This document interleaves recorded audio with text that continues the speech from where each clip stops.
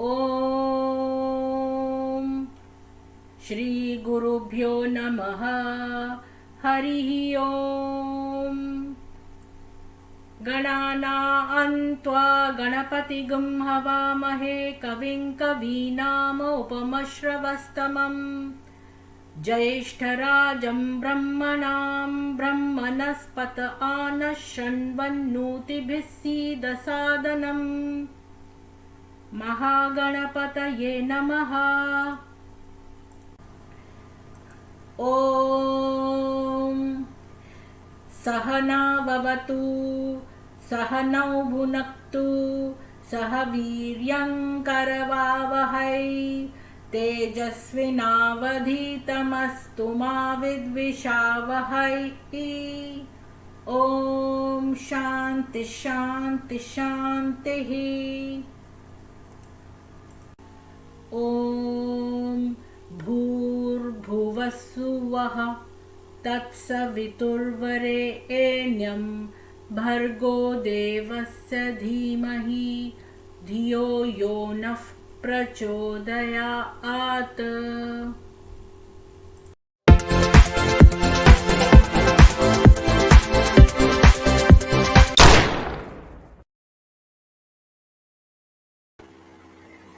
सभी को नमस्ते। मैं वेट कर रही हूँ अजीम खान जी का, जो मेरे आज भगवत गीता के रिसाइटेशन के वक्त आए थे। तो मैंने उनको बोला था कि उनको इनवाइट किया था अपने चैनल पे, तो उन्होंने कहा था कि वो आएंगे अवश्य। तो मैंने उनको स्ट्रीम लिंक भेज दिया है और तो मैं वही देख रही हूँ कि वो आएंगे, आ रहे हैं।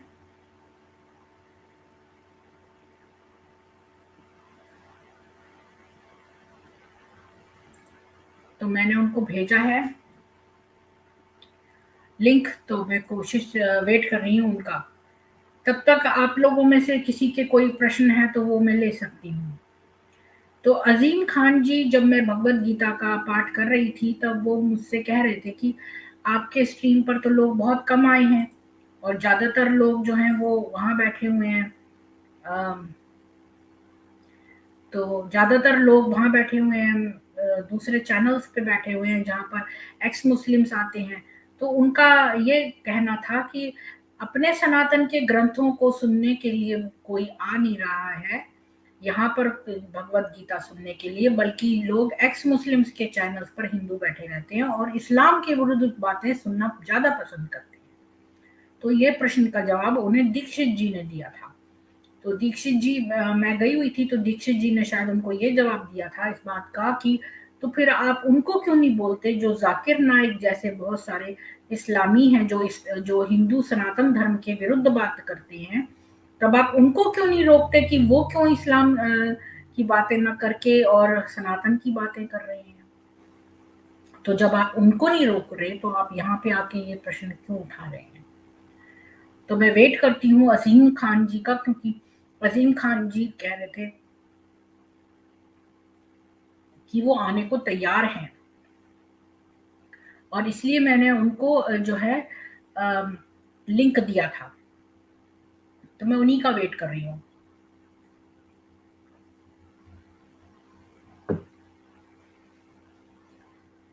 तो नागेंद्र जी, आपको नमस्ते।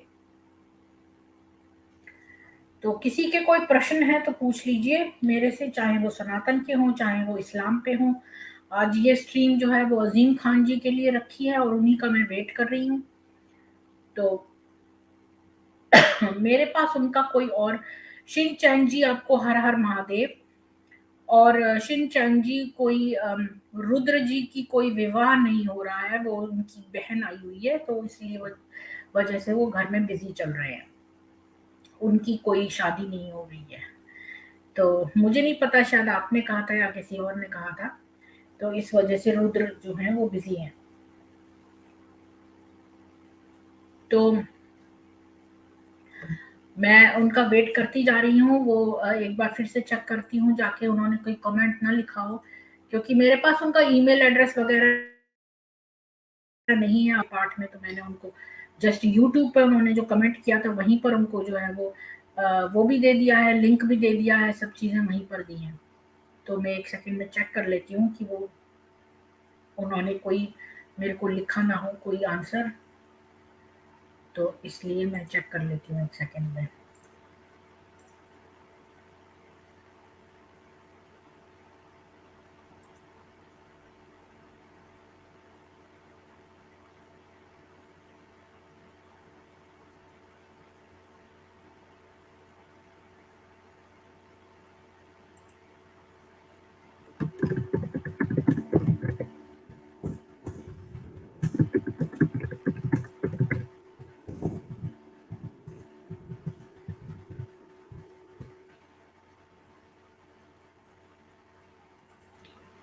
तो मैंने उनको एक बार फिर से रिमाइंडर दे दिया है। इस बीच में मैं सोचती हूँ कि मैं आप लोगों से जो है वो को इनवाइट भेज सकती हूँ। तो अगर कोई आके मेरे से बातचीत करना चाहे तो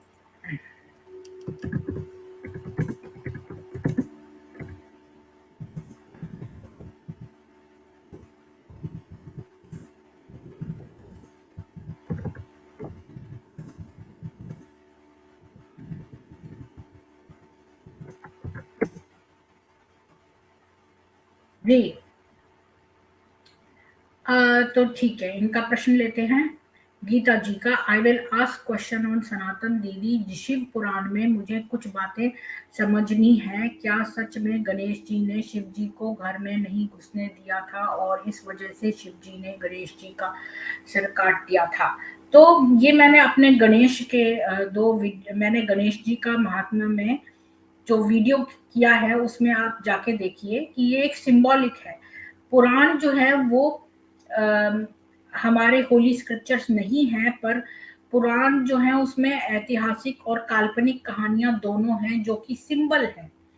तो गणेश जो थे उनका अ, पुराण में ये लिखा हुआ है कि शिव जी जो थे वो गणेश जी को पार्वती जी ने अपने मैल से जो है वो बनाया था और फिर वो उनको अपने बाथरूम को गार्ड करने के लिए रख दिया था, खड़ा कर दिया था। और ये बात उनकी ही सहेलियों ने उनसे कही थी कि भाई जब हम स्नान करते हैं तो हमारे यहाँ रक्षा के हेतु भी कोई होना चाहिए।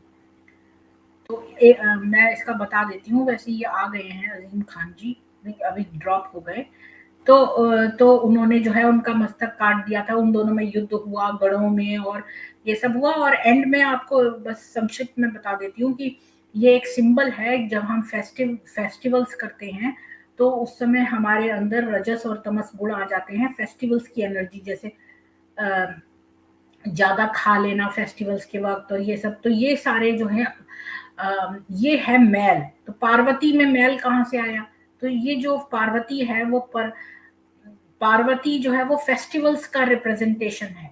तो जब फेस्टिवल्स में मैल उत्पन्न हो जाता है तो जो गण हैं उनको नाश करने के लिए जो है वो प्रकाश यानी कि जो शिव जी हैं वो उस मैल का मस्तक काट देते हैं। ये उसका जो है वो सिंबॉलिक अर्थ ये है। तो ये फेस्टिव एनर्जी का मस्तक काटने वाले शिव और उसकी जगह हाथी का सिर लगवाने वाले, मतलब क्योंकि हाथी के जो है वो चेस में देखो तो हाथी सीधी चाल चलता है, मतलब कि वो अम, सत्य के मार्ग पे बिना बाधा के राइट फ्रंट अटैक करता है। तो इसलिए जो है वो हाथी का सिर लगाया, क्योंकि वो सत्य बोलता है और हाथी सत्य मार्ग पे चलता है, फ्रंट अटैक करता है। और हाथी के कान बड़े बड़े हैं, वो सुनने की शक्ति रखता है। और जो काफी कुछ मैंने डिटेल में उस वीडियो में जो है वो एक्सप्लेन करा हुआ है, पर आपको संक्षेप में यहाँ पे बता दिया है। तो ये लिंक जो है मैंने दे दिया है। जब तक अजीम खान जी अभी आए थे लेकिन वो ड्रॉप हो गए, लगता है उनके नेटवर्क कनेक्शन में प्रॉब्लम है। तो तब तक आप मेरे से बात कर सकते हैं। तो ये लिंक पर आप आ सकते हैं, पैनल पे जुड़ सकते हैं।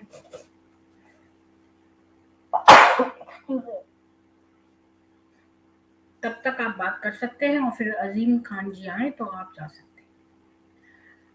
तो या फिर आप नीचे कमेंट सेक्शन में मेरे से क्वेश्चन पूछ सकते हैं।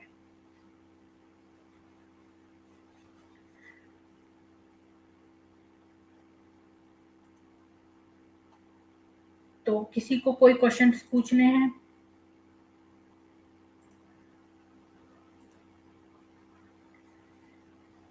तो दीक्षित जी का भी मैं वेट कर रही हूँ कि दीक्षित जी नहीं आई हैं। जी ऋषि जी, आपका स्वागत है, बोलिए। हाँ जी ऋषि जी बोलिए, आप सनातनी हैं, आप एक्स मुस्लिम हैं?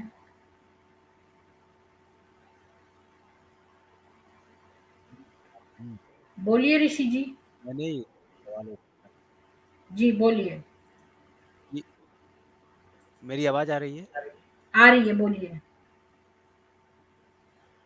मैंने ही वो गीता नाम से आपको क्वेश्चन पूछा था, आपने अच्छा मुझे अच्छा जवाब अच्छा। दिया। जी। तो ये मतलब अगर आप जो ये आपने बोला ना कि अगर हम मान लीजिए कि आप जैसा कोई नहीं हो और हमें वो पुस्तक मिल जाए और मैं खुद पढूं, तो हम तो उतनी गहराई से नहीं सोच पाएंगे। तभी तो पुराने पढ़ने की आपको आवश्यकता ही क्या है? आपके पास गीता पढ़िए, अभी आप अपने पहले होली स्क्रिप्चर्स तो पढ़िए।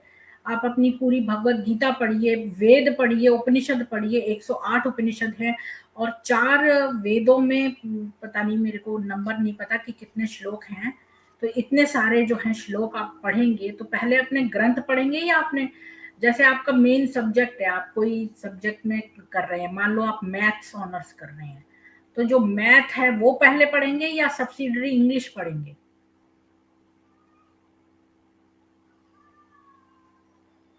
पुराण तो पढ़ने जरूरी नहीं है, तो आप नहीं पुराण क्यों पढ़ेंगे? नहीं, मैंने देखा है कि इन्हीं सारी पुस्तकों को, जिसको हम धर्म ग्रंथ, आप मतलब एक तरह से नहीं करें कि वो धर्म ग्रंथ नहीं है, यही करिए ना। जी। वो वो तो इन्हीं सारी प्राचीन ग्रंथ पुस्तकों है। को ये लोग कोट वो करते हैं प्राचीन ना। ग्रंथ है। धर्म ग्रंथ नहीं है, वो प्राचीन ग्रंथ है। जी जी, इन्हीं सब बातों को तो मैंने देखा अपने यहाँ बौद्धिस्ट लोग भी, जो आजकल नए नए बौद्धिस्ट हैं वो लोग, और बाकी के भी जो लोग हैं, ये यही फालतू बातों को कोट करते हैं, जो कि हम लोग उसको मानते भी नहीं है।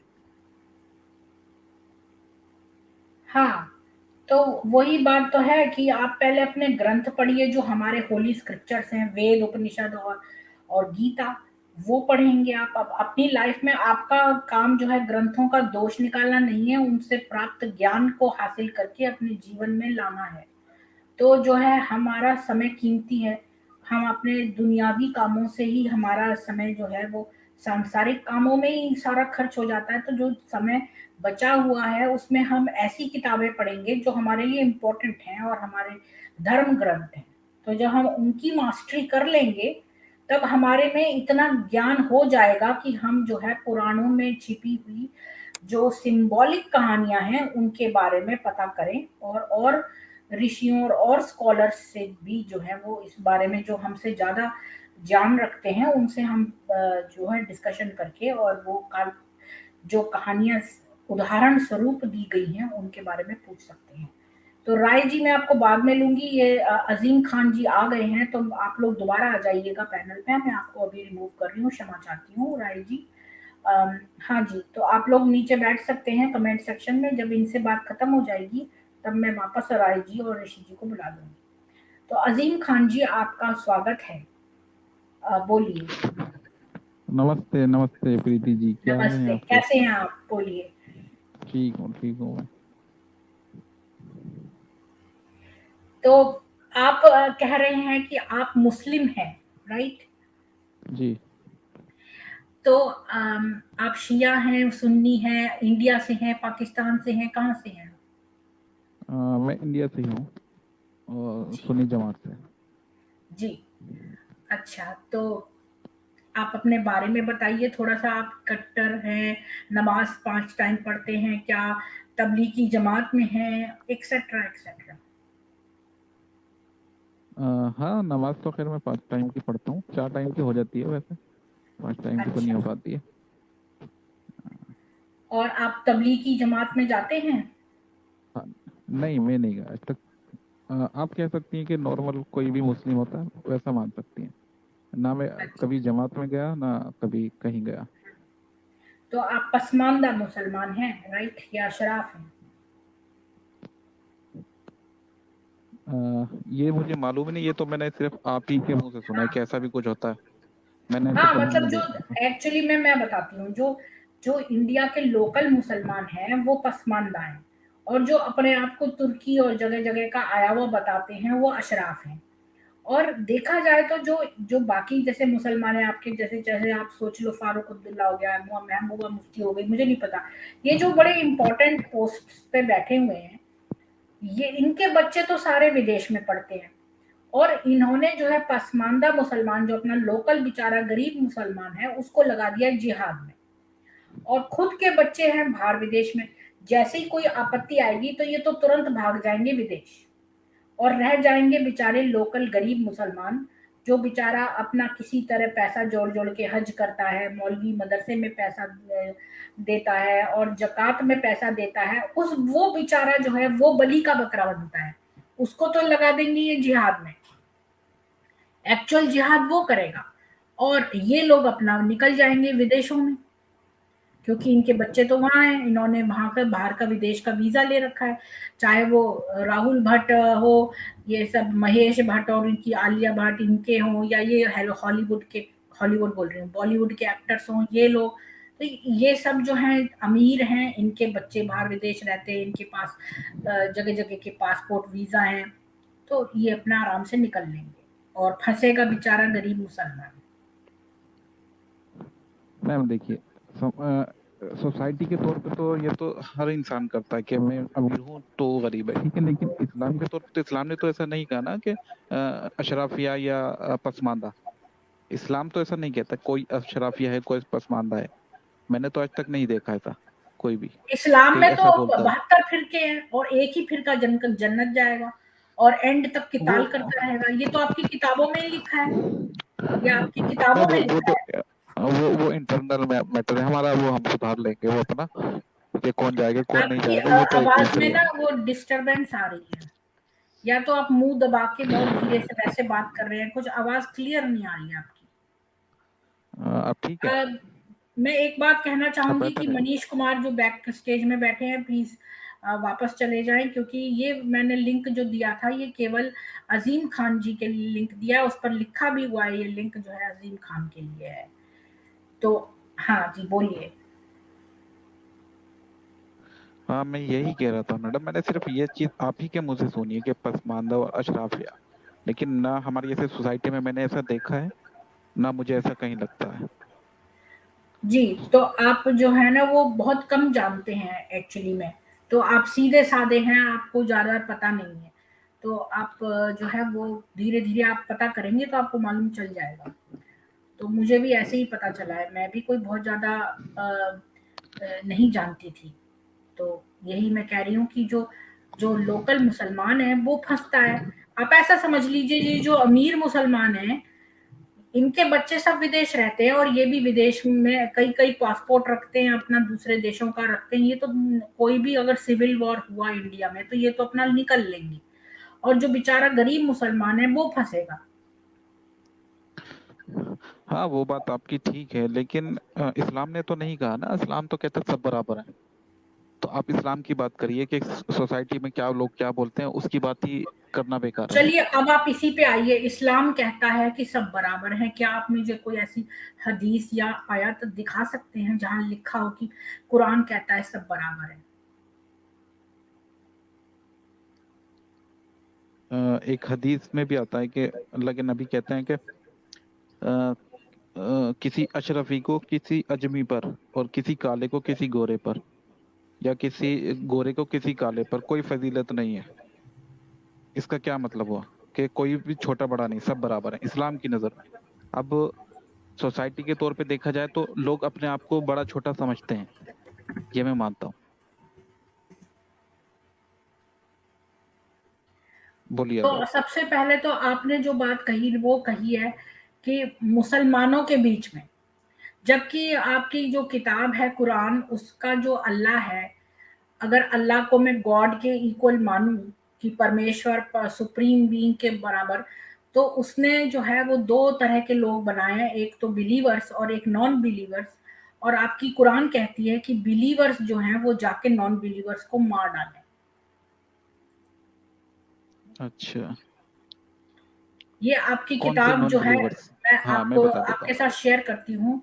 मैं आपके साथ शेयर करती है तो कुछ चीज़ें मुझे रटी हुई हैं, तो मैं वैसे तो मैंने एक पूरा डॉक्यूमेंट बनाया है जिसमें 109 हिंसात्मक वर्सेस हैं, आयतें हैं आपकी कुरान में जिसमें कि हिंसा करने को कहा है। 109 वर्सेस हैं। तो मैं आपको अभी जो दिखा रही हूँ कुरान की 9:5, वो तो बड़ी फेमस है। मैं कुरान.com खोली है, उसकी मैं देखती हूँ। ये नोबल कुरान जो खोली है और इसकी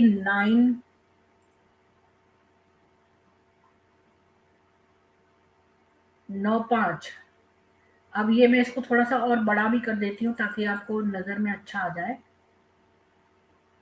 तो और बड़ा कर देती हूँ। देखिए यहाँ आप शायद, अच्छा इसमें उर्दू में भी लिखा है और इसमें भी लिखा है, but once the sacred months have passed kill the polytheists who violated their treaties. ये इन्होंने बाद में ऐड कर दिया है। Wherever you find them, capture them, besiege them, and lie in wait for them on every way. But if they repent, perform prayers, and pay alms tax, then set them free. Indeed, Allah is all forgiving, most merciful. ठीक है। तो अगर आप इसको हिंदी की कुरान में, अब ये काफी कुछ सफाई करते जा रहे हैं, तो ये ब्रैकेट डालते जा रहे हैं, उसमें और शब्द डालते जा रहे हैं, पर कितना भी कुछ कर लें, अरबी अगर आप पढ़ेंगे तो आपको वास्तविकता पता चल जाएगी। और हिंदी की कुरान भी अगर मैं खोलूं, तो अगर आप हिंदी जानते हो तो हिंदी की कुरान भी खोल सकती हूँ, और इसी चीज को हम हिंदी की कुरान से भी पढ़ सकते हैं कि तौबा की 9:5 ये वाली है कि फिर जब हुर्मत के 4 महीने गुजर जाएं तो मुशरिकों को जहां पाओ बेतामुल कत्ल करो और उनको गिरफ्तार कर लो और उनको कैद करो, हर जगह घात की जगह में उनकी ताक में बैठो। फिर अगर वे लोग अब भी शिर्क से बाज आए और नमाज पढ़ने लगें और जक़ात दें तो उनकी राह छोड़ दो, उनसे तारूज न करो, बेशक खुदा बड़ा बख्शने वाला मेहरबान है। तो यहाँ पर साफ साफ लिखा हुआ है कि जो है मुशरिकों को जहां पाओ उनको कत्ल कर दो, गिरफ्तार कर लो। अगर तो वो आपका इस्लाम कबूल ले, नमाज अदा करें और जक़ात दे दें तो उनको जान बख्श दो, वरना जो है उनको जहां पाओ ताक लगा के बैठो और मारो, गिरफ्तार कर लो, कत्ल कर दो। यहाँ साफ साफ लिखा है कत्ल करो।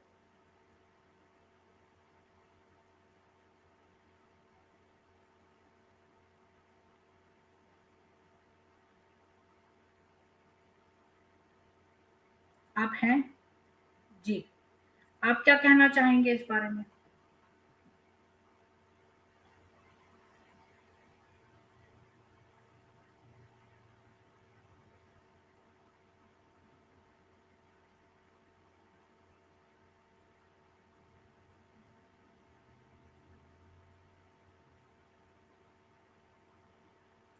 अब मैं आपको एक बात ये कहना चाहती हूँ कि मान लो अजीम खान जी की मैं एक सीरियल किलर है, टेड बंडी नाम का कोई सीरियल किलर है। मैं कल को कहूं कि ये मेरा खुदा है टेड बंडी, मैं इसको मानूंगी और फिर मैं अपने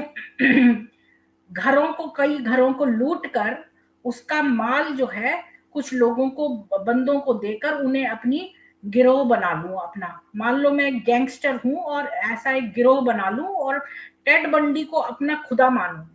टेड बंडी जो कि एक सीरियल किलर था, सीरियल रेपिस्ट था, जो भी, तो वो बड़ा प्रसिद्ध है।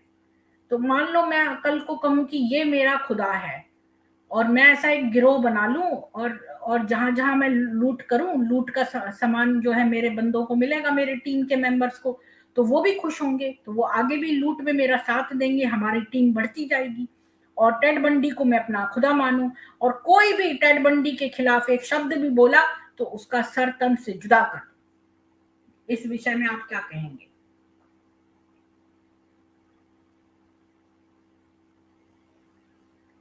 अजीम जी, आपका माइक माइक म्यूट है।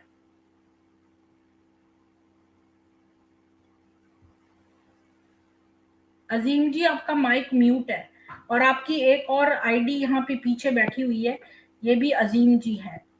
तो ये दो दो अजीम जी हैं, इसमें से किसको रिमूव करूं मैं? हाँ, अब आवाज आ रही है मेरी? हाँ, आपकी आवाज आ रही है, लेकिन आप तो फिर इधर वाले को रिमूव कर देती हूँ, क्योंकि आपकी दो दो आईडीज हैं यहाँ पर। तो ये दोनों ही रिमूव हो गए, पता नहीं कैसे। तो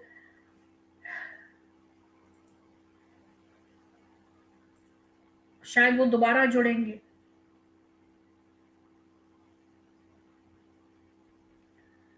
नहीं नहीं, नंगी वर्सेस नहीं, मतलब मैंने 109 वर्सेस, तो मतलब वो वर्सेस हैं हिंसा की। मेरे पास वो सारी काफी सारी वर्सेस हैं। जी आ गए हैं, आपका कनेक्शन ड्रॉप हो गया था। तो मैंने वो जो वर्स आपको दिखाई थी, आयत दिखाई थी कुरान की, वो आपने देखी थी? हाँ, मैंने देख, मेरी आवाज आ रही है अब? हाँ हाँ हाँ, हाँ, बोलिए। मैं अच्छा अच्छा। आपने कहा कि उसमें लिखा है कि मुशरिकों को जहां पाओ वहां कत्ल करो। किन मुशरिकों की बात चल रही है, पहले तो ये जो भी बताइए। पॉलिथिस्ट थे, ये हमने अभी देखा, कि मैं फिर से दिखा देती हूँ, अगर अगर आपको नहीं पता तो। पॉलिथिस्ट जो थे, पॉलिथिस्ट, ठीक है। और यहाँ पर भी मुशरिकों को, तो अगर आप चाहें तो मैं यहाँ पर ट्रांसलेट वर्ड यूज कर लेती हूँ। मुशरिक वो हैं जो मुझे शिर्क मालूम है, करते मुझे हैं, मालूम जो है, अल्लाह को मुझे नहीं मानते मालूम है। हैं और शिर्क करते हैं, ठीक है। मैम सुन लीजिए, मुझे मालूम है किन मुशरिकों की बात हो रही है। मैं आपसे पूछ रहा था सिर्फ कि किन मुशरिकों की बात चल रही है।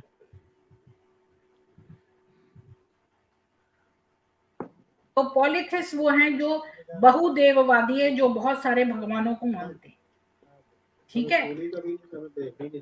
ये बहुत सारे भगवानों को मानते हैं, उनको पॉलिथिस कहते हैं। तो ये वो है मुशरिक, नहीं, पॉलिथिस। यहाँ मैं पर बता लिखा है देता हूँ। पॉलिथिस। रुकिए मैम, रुकिए एक मिनट।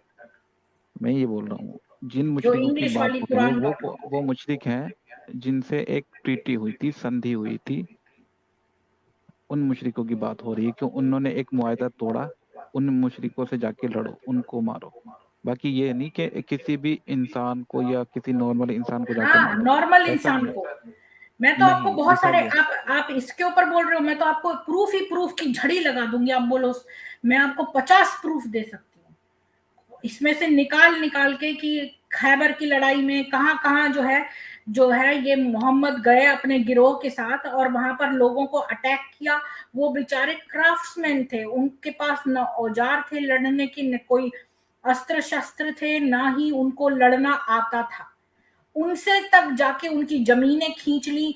वो किसान थे, उनसे बोला कि हम आपकी जमीन पे, तो उन्होंने बेचारों ने बड़ी कहा कि प्लीज हमें रुकने दो यहाँ पर। तो जो है उन्होंने कहा कि ठीक है, तो तुम यहाँ का अपना जो खेती होगी, उससे उपज होगी, उसकी 50% हमें दे देना।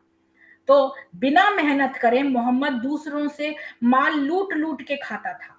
मैं अब आपको ये दिखाती हूँ, शेयर करती हूँ आपके साथ। मैंने इतनी सारी पावर पॉइंट बना रखी है कि मेरे को याद नहीं है कि मैंने किस वाले में क्या लिखा, मैंने स्लाइड लगाई हुई है।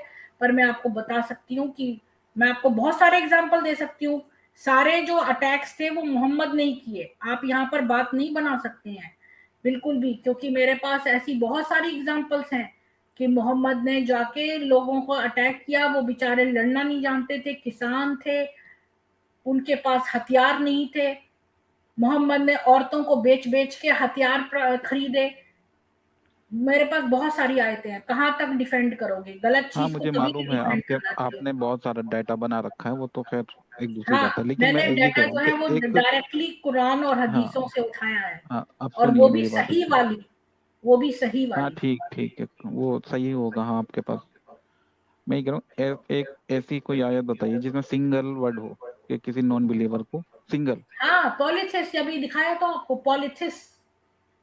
पॉलिथिस्ट किसी मतलब सिंह बहुदेववादी। किसी अब आप ये देखो कि काबा में जाकर जो लोग रहते थे उनकी 360 मूर्तियों को मोहम्मद ने उससे एक स्टिक से लेकर खोप घोंप के मार दिया, तोड़ दिया उन मूर्तियों तोड़ को। दिया। हाँ, तुम्हें ठीक क्या ठीक ठीक बात है। हक है कि दूसरों के बिलीफ को जाकर और अपना बिलीफ दूसरे पर थोपो कि तुम जो है एक भगवान को मानो या 2 भगवान को मानो या 10 भगवान को मानो, ये उसकी मर्जी है। वो उसको ईश्वर ने पैदा किया है अपनी मर्जी के लिए। तुम कौन होते हो दूसरों को बताने वाले कि तुम ये करो या वो करो? पहली बात तो मैडम जो काबा है, मक्का जो है, वो किसी मुशरिक का नहीं था। वो बिल्कुल, वो इब्राहिम अलैहिस्सलाम शिवलिंग ने, है वहां पर मैं बता शिवलिंग देता है। हूँ। वो जो था वैदिक धर्म मानने वालों का था। और ये जो अच्छा है मोहम्मद वहां पहुंच गया अपने गिरोह के साथ, वहां पर इसने बुरे बुरे काम किए। अब मैं वो दिखा रही हूँ आपको, वो जो अच्छा, वो मतलब हिंदू जो थे वो वहां तक थे, अब ये कहना हाँ, चाह रहे हैं? हिंदू सारे में फैले थे, वैदिक धर्म मानने वाले थे अरबी। खुद मोहम्मद के अच्छा घर के लोग अच्छा जो थे वो अच्छा पॉलिथिस्ट थे। मोहम्मद के अच्छा। माँ बाप पॉलिथिस्ट थे। आपको पता है किसी मोहम्मद के चाचा ने, उसने एंड तक इस्लाम नहीं कबूला। वो मर जाना पसंद किया पर उसने इस्लाम नहीं कबूला। क्यों नहीं अच्छा कबूला? वो कोई बेवकूफ थोड़ी था, इतना बड़ा उम्र का आदमी। वो इसलिए नहीं कबूला क्योंकि उसे पता था ये मन गढ़ंत जो है इसने लगाया है, ये दूसरों का माल खसोटता है, दूसरों को रात में मार डालते थे दूसरों के बच्चे। ये अच्छी बात है? आप ये बताओ, किसी अगर आपका कोई दुश्मन भी हो मान लो, उसके रात में जाके उस पर अटैक करना और उसके छोटे बच्चों को रात में सोते हुए उनको मार देना, ये अच्छी बात है या बुरी बात है? ये बताइए। मैं ये कह रहा हूँ, आप ये बोल रहे हैं ना कि वो शिवलिंग था वहां पर और हिंदू थे नहीं वहां पर, चलो, ठीक है। अभी वो वाली बात मैं छोड़ो सुन क्योंकि ये बहुत आप बड़ी सुन तो हो लीजिए जाएगी। बुरी बात। क्योंकि आप सुन तो वो लीजिए मैं बात। आपको प्रूव कर सकती हूँ, लेकिन मैं अभी उस बात पर सुन नहीं लीजिए। जाना चाहती। अभी पहली ओरिजिनल बात पे रहते हैं। आपने ये बोला पॉलिथिस्ट वाली बात, और मैंने उसमें ये भी पूछा है कि रात को किसी के बच्चे सो रहे हो तो उसको मारना अच्छी बात है? मैं क्या कह रहा हूँ, आप इतनी बातें कर रही हैं, मुझे एक का भी जवाब देने नहीं दे रही हैं। मैंने आपने बोला कि वहां पर हिंदू, तक किसी एक देवी देवता का नाम बताइए वहां सारे पर देवी जिसकी पूजा देवता होती थे थी। वहां पर, 360 मूर्तियां थी वहां पर। किसी देवी 360 देवता का मूर्तियां नाम थी बताइए। जिन्हें, अच्छा मैं दिखाऊं 360 मूर्तियों को? वो मोहम्मद ने बिल्कुल थी, लकड़ी से घोंप घोंप के बिल्कुल तोड़ थी, दिया है? बिल्कुल थी, लेकिन वो आप ये कह रहे हैं कि हिंदू के देवी देवता थे, ऐसा नहीं मैं है। कह रही हूँ मान लो अगर तुम उसको हिंदू ना भी कहो, मैं कह रही हूँ एक्स वाई जेड थे। It doesn't matter if they are Hindus और नॉट। मैं ये कह रही हूँ कि अगर वहां पर किसी के फेथ की 360 मूर्तियां हैं, तो मोहम्मद किस खेत की मूली है जो वो वहां जाके दूसरों की चीजें तोड़ रहा है? ये वो अच्छी मैं बात है? बता ये देता हूँ, शरीफ बात है? एक बात मैं बता बताओ देता कि ये क्या शरीफ बात है? मैं बता देता हूँ मैडम। रुकिए, मैं हम्म। बता देता हूँ। अगर कोई भी चीज आप मेरे घर में आके रख दोगी और फिर कहोगे ये ये मेरा घर काबा है। का जो था वो उसका घर नहीं था, ये दूसरे की जगह थी। वो वहां पहुंच गया और वहां पर उसने ये गंदी बात हरकतें की। लोग किसने शरीफ थे उस अच्छा, समय के, जो सुनिए मोहम्मद को सुनिए। पकड़ के पिटाई नहीं लगाई। अभी होता तो फांसी लगा देते यहाँ पे। अच्छा, ये बताइए, फाउंडेशन किसने रखी थी काबे की, अगर आप ये बात बोल रही तो? मैं काबे पे फाउंडर अभी कौन था? डिस्कशन नहीं करूंगी आपसे, क्योंकि मैं वो बहुत लंबा चला जाएगा। मेरे पास एविडेंस है, लंबा नहीं, हिस्टोरिकल आपको पता नहीं है ना मैडम। आर्किटेक्चरल आप आपको एविडेंस तीन है सौ कि साठ तीन सौ साठ बस ये पता है, वो भी एक आपको शिवलिंग कुछ है। पता नहीं है। नहीं, आपको आप नहीं वो पता आप है, कहती मेरे रहें, पास आप एविडेंस कहती है। रहें, मेरे पास आप कहती एविडेंस है रहें। वो इसका भी। शिवलिंग है, वो तो शिवलिंग तो पता है दुनिया को क्या है। सिर्फ आप लोग ही कहते हैं कि शिवलिंग है, बाकी दुनिया में कोई नहीं कहता ऐसा कि वो शिवलिंग है। आपको शिवलिंग देती हूँ, दे देती हूँ। अब आपको शिवलिंग का एविडेंस देती हूँ। चलिए यहीं से स्टार्ट कर देते हैं। आपको शिवलिंग पे आ रहा है ना, मैं ये भी दिखा देती हूँ। आपने मेरे क्वेश्चन का आंसर नहीं किया कि रात में दूसरे के बच्चों को, सोते हुए बच्चों को जान से मार देना, ये अच्छी बात है कि बुरी? मैडम, आप ज़ईफ हदीसों का हवाले दे रही हैं कि ये मार देते थे, ऐसा ऐसा तो कुछ भी इस नहीं। बात ज़ईफ का हदीसें जवाब हो नहीं दिया सकती हैं। आपने। मैं निकाल रही हूँ आपके लिए। मैं निकाल रही हूँ आपके लिए वो वाला शिवलिंग वाला। आप तब तक मेरी इस बात का मुझे ये जवाब बताइए, दीजिए कि सोते हुए बच्चों को मारना अच्छी बात है कि? हम्म? क्या हुआ? सोते हुए बच्चों को मारना अच्छी बात है कि बुरी? अब मैं निकाल रही हूँ तब तक शिवलिंग वाला, आप इस बात का जवाब दीजिए। मुझे इतना बताइए, फाउंडर कौन है काबे का? वहां मैं से बात निकाल स्टार्ट तो करते हैं। उस बात का जवाब दीजिए कि रात में सोते हुए बच्चों को मारना अच्छी बात है कि बुरी? बुरी बात है, मैं कहता हूँ। हाँ, तो फिर देखो कि बुरी बात है, तो ये देखो कि ये मोहम्मद ने करी कि नहीं?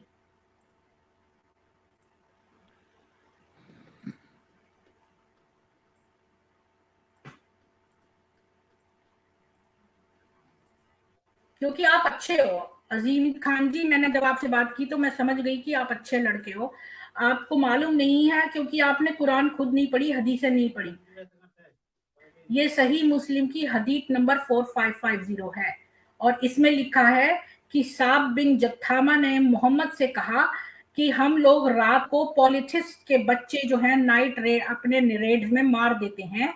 तो उसको बुरा लग रहा था कि हम बच्चों को भी मार देते हैं, बड़ों को तो मारते ही हैं, साथ में बच्चों को भी मार देते हैं। तो मोहम्मद ने उससे कहा कि मतलब चिंता मत करो, दे आर फ्रॉम देम, कि ये उन्हीं काफिरों के बच्चे हैं, तो इन्हें मारने में कोई प्रॉब्लम नहीं है। तो यानी ये सोते हुए बच्चों को मार देते थे। ये कितनी गलत बात है। अच्छा, अब मैं आपका वो वाला दिखाती हूँ, शिवलिंग वाला, कि वहां पर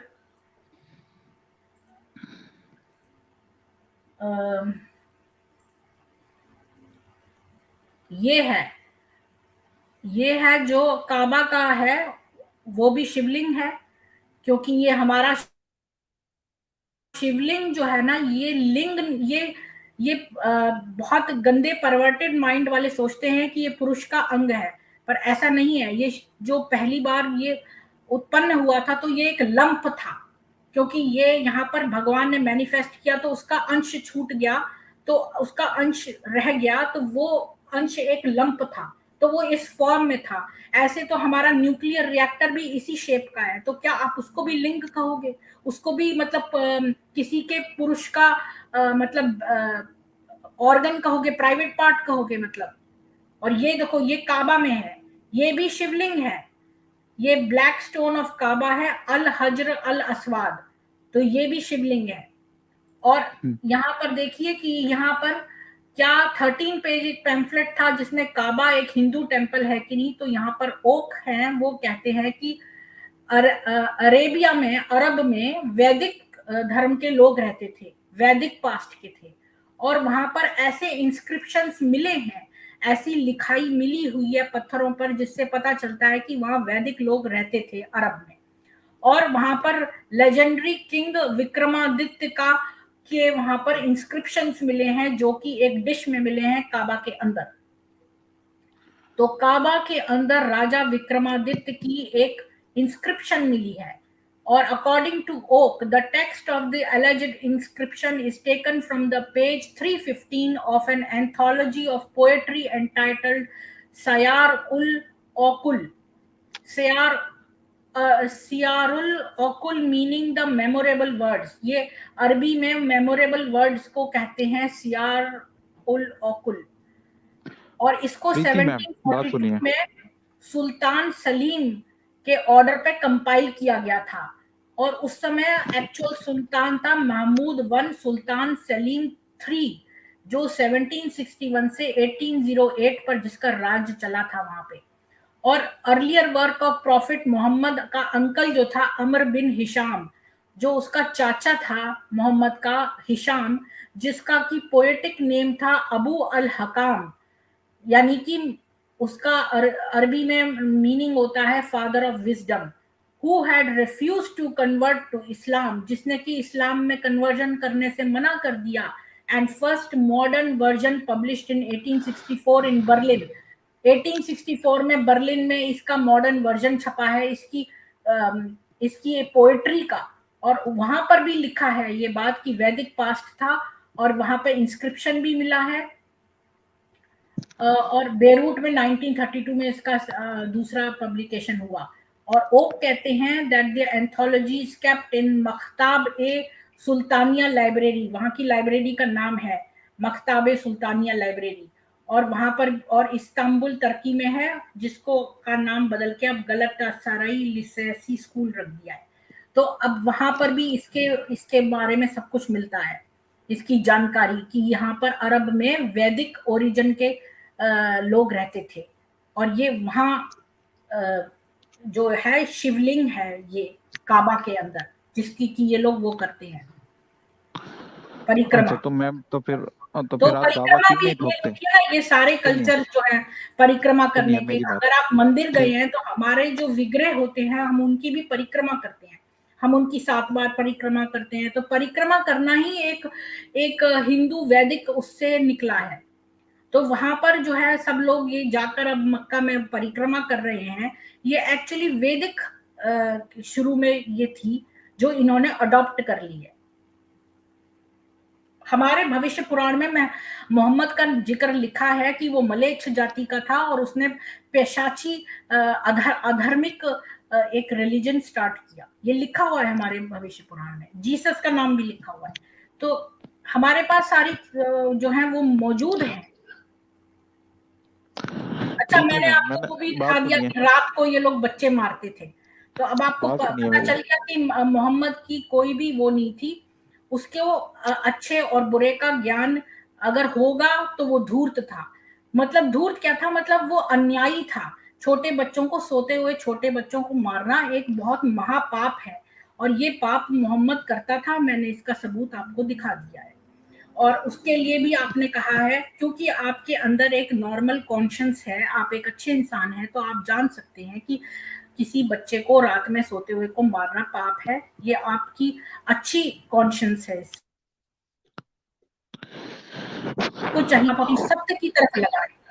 और देखो अजीम खान जी, आप अच्छे व्यक्ति हैं, इसलिए मैं बता रही हूँ कि अभी आप इतने मलिन नहीं हुए हैं इनके बीच में रह रह के, तो आप अपने को सत्य मार्ग पर लगाइए। अगर वो सत्य आपको धर्म की तरफ जो है वो मजहब की तरफ ले जाए या उससे उल्टा ले जाए, हमेशा सत्य को ही माने। मैंने हमेशा ट्रुथ को ही माना है, रिलीजन को नहीं माना। तो आप भी रिलीजन को मत मानिए, सत्य को ही मानिए बस। मेरी आवाज आ रही है? आ रही है। मैंने आपसे कितना 15 मिनट मांगे थे, लेकिन आपने 15 मिनट स्लाइड दिखाते दिखाते ही खत्म कर दिया। जो मेन बात क्या थी वो तो करूं, करी नहीं आपने। बातों बातों में टाइम हो जाता है अजीम जी। तो मैडम आपको बहुत मैंने क्या कहा धन्यवाद था? कि आपने जो है 15 मिनट आए, हमसे बातचीत करी। मतलब मैंने आपसे बात क्या कहा ये था कि आप हम्म, ये सब टाइम का काम है, और इसमें एक 1.5 घंटा 2 घंटे चाहिए होता है। मैं सिर्फ 15 मिनट हाँ बात करूंगा, हाँ, लेकिन ये आपने बात तो सारा सच टाइम है। तो वही स्लाइड है, में ही पर खत्म कर फिर भी दिया। मतलब हमने शुरुआत तो कर दी एक ना। 15 मिनट में मतलब आपने वो स्लाइड तो देख ली ना कि बच्चे को कत्ल करते थे ये लोग रात को जाके। तो जो मैं आपको बता रही हूँ, मुशरिकों को मार दो, ये खाली एक जगह नहीं लिखा, मेरे पास 109 वर्सेस हैं जहां पे लिखा है कि आप उनके हाथ और पैरों को डायगनली काटें, और बड़े ग्राफिकल डिस्क्रिप्शन से लिखा है कि कैसे कैसे मारें। तो ये आप चाहे एक में किसी तरह से डिफेंस होके सोच ले कि हम ऐसा हुआ होगा, फलाना होगा, ये मुशरिक वो हैं जिन्होंने ट्रीटी तोड़ी है, ये है वो है। तो ट्रीटियां हर किसी से नहीं हो रही हैं। मैं आपको सबूत, हाँ मैंने वो भी तो कहा था आपको सबूत दिखाऊंगी कि किसान थे वहां पर जिनके साथ इसने वो करा था, वो भी मैं दिखाऊंगी आपको। अब मैं बोल सकता हूँ कुछ थोड़ी देर? हाँ हाँ, बोलिए।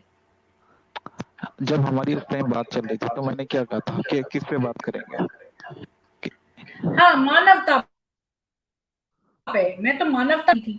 पर बात ये आ गई ना कि हम लोग जो है ज्यादा एक्सट्रीम में चले गए। तो मैं मतलब मानवता से ही बात करना चाहती थी कि देखो यही बात आपने, मैंने मानवता की एक बात बोली थी कि रात को बच्चे मारना अच्छी बात है कि नहीं, आपने मेरा जवाब दे दिया कि भाई बुरी बात है। अच्छा, मैं आपसे पूछती हूँ कि किसी के मुंह पे कुल्ले का पानी फेंकना किसी बच्चे के, ये अच्छी बात है कि बुरी बात है? अच्छा, मुझे आप ज्ञानवापी की बात कर रही हैं? हैं किसकी? ज्ञानवापी की बात कर रही है ना? नहीं नहीं नहीं, मैं ज्ञानवापी की बात ही नहीं कर रही। मैं कह रही हूँ पत्थर पे नहीं, मैं कह रही हूँ एक्चुअल बच्चे पे। मान लो कोई छोटा बच्चा हो, कोई आदमी जो है वो 50-60 साल का आए और कुल्ला करे, और उसके कुल्ले का पानी जो है उसके मुंह पे मारे बच्चे के, ये अच्छी बात है कि बुरी बात है? हाँ, ये तो खैर बुरी बात है आपकी। हाँ, आप तो सही कह वही रही मैं कह हैं। रही हूँ, ये मानवता की बातें, मैं तो ऑर्डिनरी मानवता की बातें ही कर रही हूँ। मैंने आपसे क्या बोला था उस टाइम? मैंने ये बोला था कि किस टॉपिक पे 15 मिनट बात करेंगे। आपने बात उस पे तो की भी नहीं, मानवता दो पे, मिनट भी बात नहीं की। मानवता पे, ये नहीं, कहा मैंने था ये मैंने। बोला था, नहीं नहीं, मैंने ये बोला था कि जितने भी आपके ये सनातनी हैं, ये आपकी इस टीम पे तो बिल्कुल भी नहीं आ रहा है। सिर्फ 5 लोग देख रहे थे। जहाँ कुछ सीखने को मिलता है, ज्ञान सीखने को मिलता है, कुछ सीखने को मिलता है, वहां सिर्फ 5 लोग। लेकिन वहाँ जहाँ इस्लाम की बुराई हो रही है, वहां आपके हजारों सनातनी पहुंच जाते हैं। तो मैं ये कह रहा हूँ, उनको उनकी बुराई सुनने से क्या फायदा है? सनातनियों को क्या फायदा? मुझे इतना बता देखिए दीजिए। बात ये ना, तो यही बात तो मैं कह रही हूँ, ये तो दो तरह के लोग हैं। एक तो वो जिन्होंने गीता ऑलरेडी पढ़ ली है, तो वो दोबारा नहीं सुनना चाहते हैं, और दूसरे वो हैं जो जो वो हैं जिन्हें दूसरों की बातें सुनने में जानना चाहते हैं, वो दूसरे धर्मों के बारे में, जिनके बारे में उन्हें नहीं पता। उन्हें मोटी मोटी बात गीता की पता है कि आप निष्काम भावना से कर्म करो, ये उसका निचोड़ है गीता का। तो ये निचोड़ उन्हें ऑलरेडी पता है, तो वो सोचते हैं कि अब इसके बारे में ज्यादा क्यों सोचें, हम तो इस बारे में जाने कि दूसरों के मजहबों में क्या लिखा है। तो अब आप ये देखो कि जाकिर नायक जब करता है बड़े बड़े मंच पे, तो वो भी तो ऐसे ही करता है, वो भी तो सनातन धर्म के जल्दी जल्दी जल्दी जल्दी श्लोक बोलता है गलत गलत से, ताकि लोगों पे प्रभाव पड़े और बड़ा इंप्रेशन हो कि भाई हाँ, इसे तो संस्कृत भी आती है, इसे तो सारे श्लोक भी पता है। पर मैंने उसका बैठ के एक दो श्लोक क्रॉस चेक किए, तो बिल्कुल ही गलत बता रहा था वो। मलेच्छ का वर्ड भी उसने गलत बताया। मलेच्छ का मतलब होता है अधर्म, नीच जाति का, और उसने उसका जो है अनुवाद किया है कि ट्रैवलर को कहते थे, तो बिल्कुल ही गलत। तो ये जो है ये इंप्रेशन कॉज करने का, और अपने ही बंदे, क्योंकि कई जो है वो एक्स मुस्लिम दो एटलीस्ट हैं ऐसे, जो कि पहले वो थे उसके जाकिर नायक के चेले थे, और उनका काम ही ये था कि लोगों को किस तरह से इस्लाम में लाया जाए, और चाहे वो अगर वो ये कहें तो हम ये जवाब दें, ये करें तो वो। तो ऐसी वेबसाइट्स भी हैं, मैं तो खुद ऐसी वेबसाइट पर गई थी, तो मैंने देखा था कि हमसे ये लोग ये पूछते हैं क्वेश्चन, तो हम इसका क्या जवाब दें, तो वहां पर आंसर्स लिखे हुए थे कि ये क्वेश्चन का आप ये जवाब दीजिए। तो वो चेले जो हैं वो बताते हैं कि जाकिर नायक के पेड व्यक्ति जो हैं, उसके अपने ही गैंग के लोग वहां पे खड़े होते हैं, जो बोलते हैं कि हाँ मैं इस्लाम धर्म कबूल लिया है, ये वो। तो ये एक्चुअल बंदे नहीं है, ये उसी के बंदे हैं जो वहां खड़े होते हैं।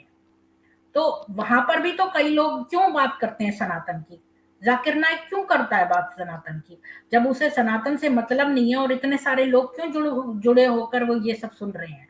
तो ये प्रश्न तो उस पर भी बन रहा है कि अगर आप अपने ही धर्म से, और अब ये बात तो बेसिकली है ही यही कि मोहम्मद जो है वो दूसरों की चीजों को तोड़ता था और उनके माल को लूटता था, उनकी बीवियों का रेप करता था। तो इसके सारे प्रूफ हमें मालूम है, हमें हमारे पास अनेकों प्रूफ है, एक छोड़ हजारों प्रूफ है ऐसे।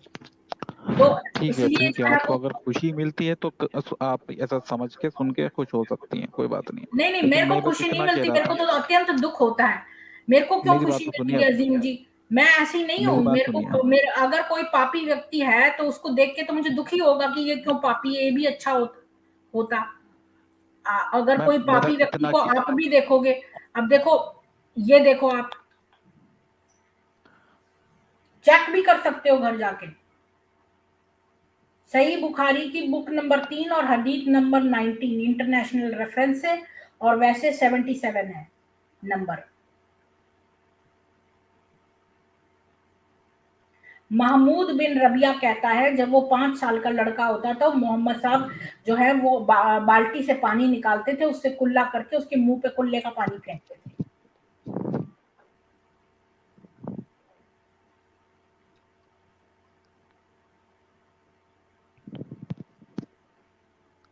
तो मैं ना, मैं मेरे बोलूँगा को कोई शौक नहीं है झूठ बोलने का, और ये तो बहुत बड़ा पाप है। झूठ बोलने से क्या होता है अजीम जी, कि हमारे शरीर का एक अंग जो है ना वो खत्म हो जाता है।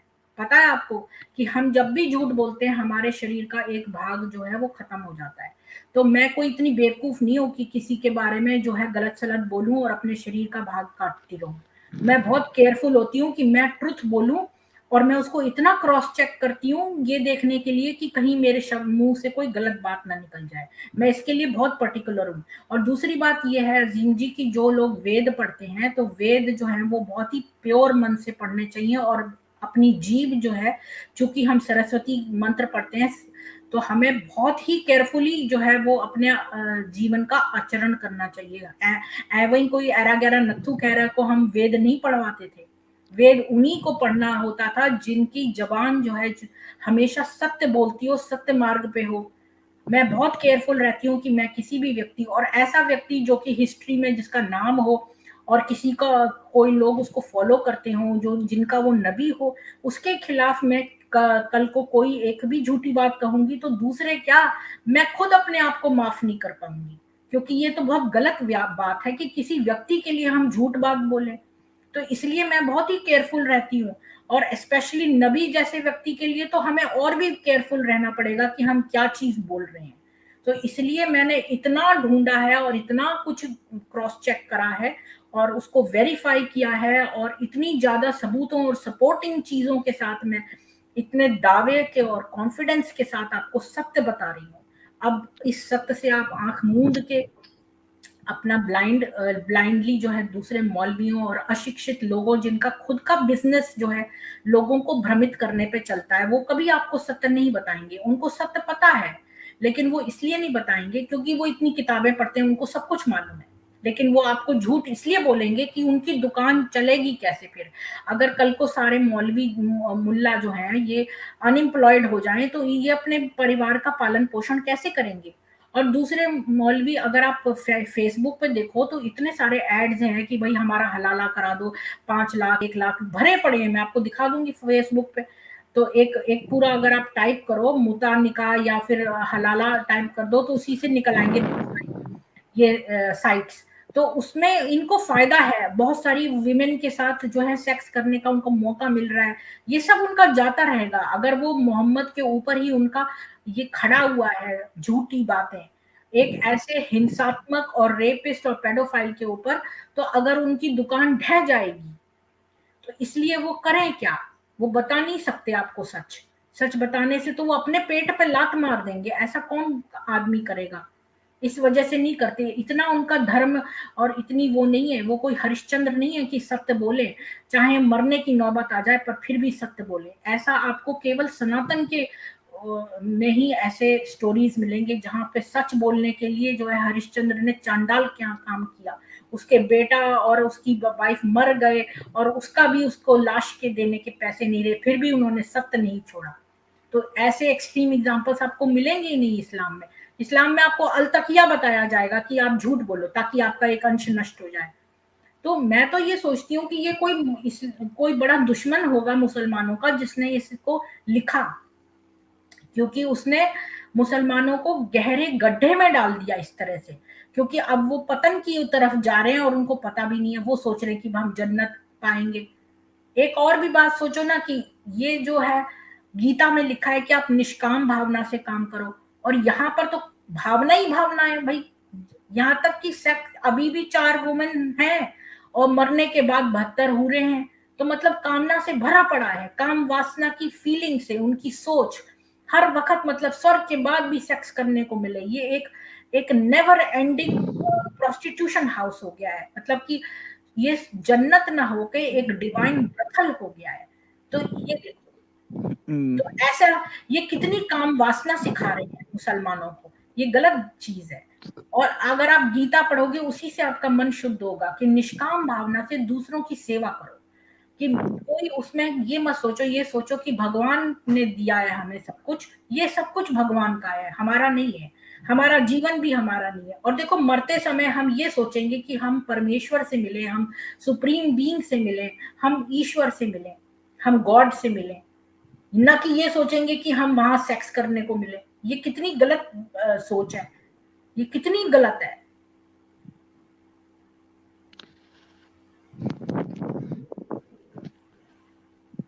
प्रीति मैम, आवाज आ रही है मेरी? आवाज आ रही है, मैं रुक गई क्योंकि मैं नहीं चाहती कि मैं ही बोलती रहूं। बोलिए। हाँ, मैं उस टाइम भी आपको सिर्फ एक ही मैसेज देने आया था और अभी भी मुझे एक ही मैसेज देना था, लेकिन आप वो कंटिन्यू नहीं करने नहीं दे रही हैं पूरा। मेरे को आपका मैसेज मिल गया। आपने ये कहा कि मेरे भगवत गीता के पाठ में सनातनी ना आकर और मेरे पास कम कम लोग व्यूअर्स आते हैं और वो लोग दूसरे एक्स मुस्लिम चैनल्स पे ज़्यादा जाते हैं। मैंने आपका ये तात्पर्य समझ लिया और मैंने मैंने इसका जवाब दे भी दिया आपको कि वो नहीं लोग मैम, मैं ऑलरेडी बस गीता जानते हैं, इसलिए नहीं आते और दूसरे उनको मोटी बात गीता की पता है और तीसरे कि वो दूसरे मज़हबों के धर्मों के बारे में जानना चाहते हैं। इसलिए दूसरे चौथी बात ये भी कि एंटरटेनमेंट में सबको आनंद आता है, प्रवचनों में और दूसरे की शिक्षा देने में किसी को सब कुछ बोरियत लगती है। क्लास में जो है बच्चे सो जाते हैं, जब टीचर तो पढ़ाती है तो मैम बच्चे सो जाते हैं। उनको मैं ये पूछ रहा हूँ, उनको क्या फायदा है? वो अपना टाइम भी दे रहे हैं, पैसा भी दे रहे हैं, वो उनको अपना एंटरटेनमेंट पैसा होता है भी दे भाई। रहे हैं, अब टाइम अब भी दे रहे अब हैं। नौकरी से आए थक गए तो अब एंटरटेनमेंट चाहिए। अब क्लास की बातें अगर आपको कोई बोले कि भाई जाओ अब क्लास में बैठो, तो कौन किसका मन करेगा? लोग तो जनरली क्लास में सो जाते हैं। कोई प्रवचन देते ही कितने सारे लोग यहाँ पे चैनल्स हैं लोगों के यूट्यूब पे जो प्रवचन देते हैं, तो वो सो जाते हैं अपने, क्योंकि एंटरटेनमेंट करना चाहते हैं वो। और दूसरे उनको मजा भी ये भी आता है कि अरे इनके धर्मों में तो इतना पॉर्न लिखा है, इतना पॉर्न लिखा है, तो इसी में मजा मजा कर रहे हैं वो। तो ये देखो कि जाकिर नायक अभी तो सनातन पे बोलता है, वहां पर भी तो इतने लोग जुड़ते हैं। मैं बता देता हूँ हिंदुइज्म पे कौन कौन से चैनल चल रहा है, मैं बता देता हूँ। एक तो साइंस जर्नी का चैनल भी चलता है, ठीक है, और रैशनल वर्ल्ड भी साइंस चलता है, लेकिन जर्नी हम लोग तो गलत वहाँ बोलता है, नहीं। उसका रिबटल मैंने मैडम किया हुआ सुन है, तो वो तो लीजिए, गलत बोलता है। सुन तो लीजिए, देखो सुन चैनल तो लीजिए चलाना बात। कोई बात नहीं है, पर दूसरों के बारे में गलत तो नहीं बोलना चाहिए ना। अब मैम देखो सुन तो लो अजीम पूरी जी बात। अगर कोई सनातन के बारे में चला रहा है, वो प्रीति जी, मुसलमान है या प्रीति जी, एथिस्ट है, तो सब गलत बात तो नहीं बोलनी चाहिए ना। प्रीति जी ये कह रहे, एक मिनट सुन ले, ये कह रहे मुझे सुनो। भाई मैं 2 मिनट है, सुन बोलिए क्या बोलना है आपको। मैं ये मैडम बोली ना कि वहाँ इंटरटेन के लिए जाते हैं, सुनने के लिए जाते हैं, तो मैं कह रहा हूँ ऐसे बहुत सारे चैनल हैं जिस पे हिंदुइज्म पे बात होती है और उनका माहौल उड़ाया जाता है, उनकी बेइज्जती की जाती है, लेकिन हम नहीं जाते वहाँ उन चैनलों पे। ऐसा तो हमें भी जाना चाहिए कि हिंदुइज्म की बेइज्जती हो रही है, लेकिन हम नहीं जाते। हम सनातनी की तरह नहीं है नहीं जाते कि वहाँ हैं, मजे आप ले नहीं जाते। जाते होंगे, साइंस जर्नी में नहीं तो चलिए जाते। बहुत आते हैं प्रीति जी मुसलमान। इसका जवाब बाद में हम लोग देंगे। प्रीति जी हम लोग बाद में देंगे, इनको बोलने तो दीजिए। ठीक है, बोलिए, सॉरी। हाँ भाई बोलिए। मैं बस यही बोल रहा था मैडम, ना सनातनियों को 1 रुपए का फायदा नहीं है उससे, टाइम अलग दे रहे हैं, पैसा अलग खर्च कर रहे हैं अपना, और कुछ सीखने को भी नहीं मिल रहा उन्हें। मैं बस यही बोल रहा था उस टाइम भी और अब भी मैंने यही बोला कि कुछ अपना टाइम और पैसा ऐसी जगह लगाएं उन्हें कुछ सीखने को मिले। बस मुझे यही मैसेज देना था। जी जी मैं जी, तो आपको आप इस बात का जवाब था दूं। प्रीति जी, जी आप इनका मैं जवाब। एक बात कहना चाहती हूँ अजीम जी से, वो ये कि देखो हमारे गीता में बताया कि अपना धर्म करो। धर्म क्या है? हमारी राइचस ड्यूटी मतलब धर्म होता है, रिलीजन मतलब धर्म नहीं होता। तो धर्म के 10 लक्षण भी हैं। तो जो हम हमारी मेरी राइचस ड्यूटी है कि मैं गीता का पाठ करूं और मैं करती हूँ, चाहे लोग आए या ना आए। बोलिए दीक्षित जी। जी मैंने भी इनकी बात सुनी। मैं ये इनका ये क्वेश्चन था कि साइंस जर्नी में ये नहीं जाते हैं, बाकी लोग जाते हैं, और मेरा मानना है कि साइंस जर्नी में मैंने खुद कई ऐसे लोगों को देखा है जो पाकिस्तानी हैं, और मैंने उनके किसी दूसरे चैनल में वॉच किया हुआ है, वो वहाँ आते हैं। मोस्टली मैंने नाम बदल कर उन्हें आते हुए देखा और फिर अपनी हिस्ट्री में उसका बखान करते देखा है। तो मैं कहूँगी कि खान साहब मुझे लगता है आपको कुछ गलतफ़हमी हुई है। उनकी चलिए प्रीति जी, स्पीच मैं विदाई जी, जी। लेता हूँ। मुझे अब सिर्फ 15-20 मिनट ही चाहिए थे। मैंने जी, आपको जी, बोला आप था मुझे मैसेज भाई करने अजीम जी आइए। आपका आपका बहुत बहुत-बहुत धन्यवाद, धन्यवाद। आप आए और आपका धन्यवाद। ये चैनल भी आप ही का है। आप आते रहिए, आप आते रहिए, ओके बिल्कुल मैम, हमारे साथ बातचीत करते रहिए। हमें बड़ा अच्छा लगा आपसे बातचीत करके। Okay, thank you ma'am, thank you, thank you. Thank you. जी, जी, मेरी तरफ से भी आपका बहुत-बहुत धन्यवाद जो आप यहाँ आए। जी जी। Ma'am, thank you, thank you. ठीक। तो किसी के प्रश्न है तो ले सकते हैं।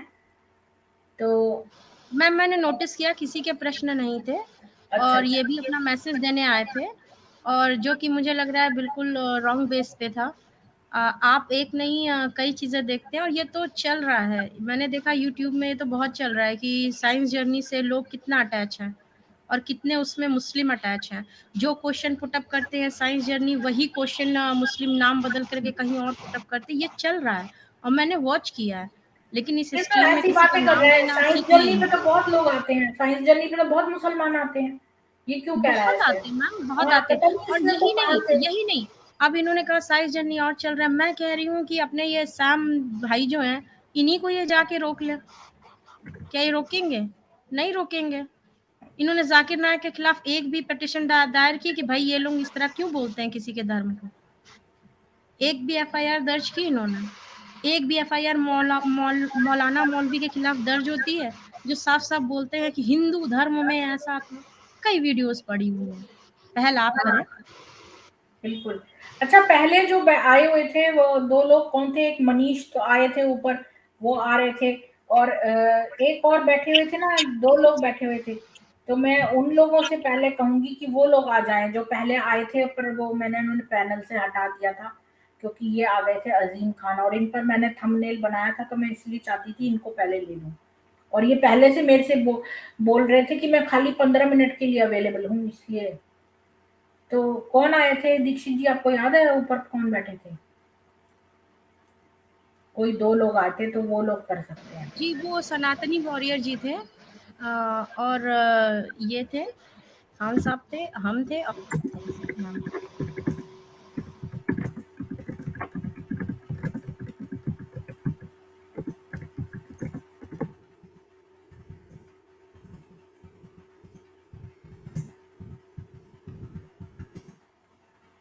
हाँ, राज थे। बोलिए राज जी, आप पहले बोलिए, इसके बाद वीपी बोरा जी बोलेंगे, फिर यश जी बोलेंगे। बोलिए राज जी। हाँ, मेरा कहना ये था कि हम दूसरे क्या कर रहे हैं ये क्यों बात कर रहे हैं, हम क्या कर सकते हैं वो क्यों नहीं बात कर रहे हैं। आप उनकी बात को नहीं समझे। वो ये कह रहे थे कि वो मुझे बताने की कोशिश कर रहे थे कि मैं जो सनातन पर बड़ा प्रवचन कर रही हूँ, तो मेरे यहाँ तो लोग व्यूअर्स बड़े कम आए हैं। सुबह ये मेरे भगवत गीता वाले पाठ में आए थे, वहां ये बात कह रहे थे। और जो है वो अगर और चैनल्स देखो, जो एक्स मुस्लिम वाले हैं सारे सनातनी वहां बैठे रहते हैं, तो आपके चैनल पर क्यों नहीं आते? ये बात कह रहे थे। तो इनका जवाब दीक्षित जी ने दे दिया था कि देखो जाकिर नायक भी तो सनातन पे बोलता है, तो वहां क्यों लोग आते हैं? नहीं नहीं नहीं नहीं, मेरा कुछ कौन क्या बोला उससे रिलेटेड नहीं है। मैं सब चैनल पे देखता हूँ, सब यानी जैसे फिलोसोफर बनते हैं, लेकिन हम क्या कर सकते हैं वो नहीं कोई बात करता है। जी राज जी, मैं समझ गई आपका क्वेश्चन का। आपका मतलब ये है कि और चैनल्स जो हैं वो भी या तो प्रीति जी की तरह गीता पाठ या कोई एक टॉपिक लेकर के उसको पूरा दिखाएं सनातन को लेकर के। आई थिंक आप ये कहना चाहते हैं। हाँ, अभी मैं सीधा सीधा बता देता हूँ कि कोई ऐसा ऐप क्यों नहीं डेवलप करते हैं जो कि एक यानी गरीब से गरीब लोगों तक ये बहुत हैंडी हो जाए, उनसे बात कर सके, उनसे कम्युनिकेट कर सके।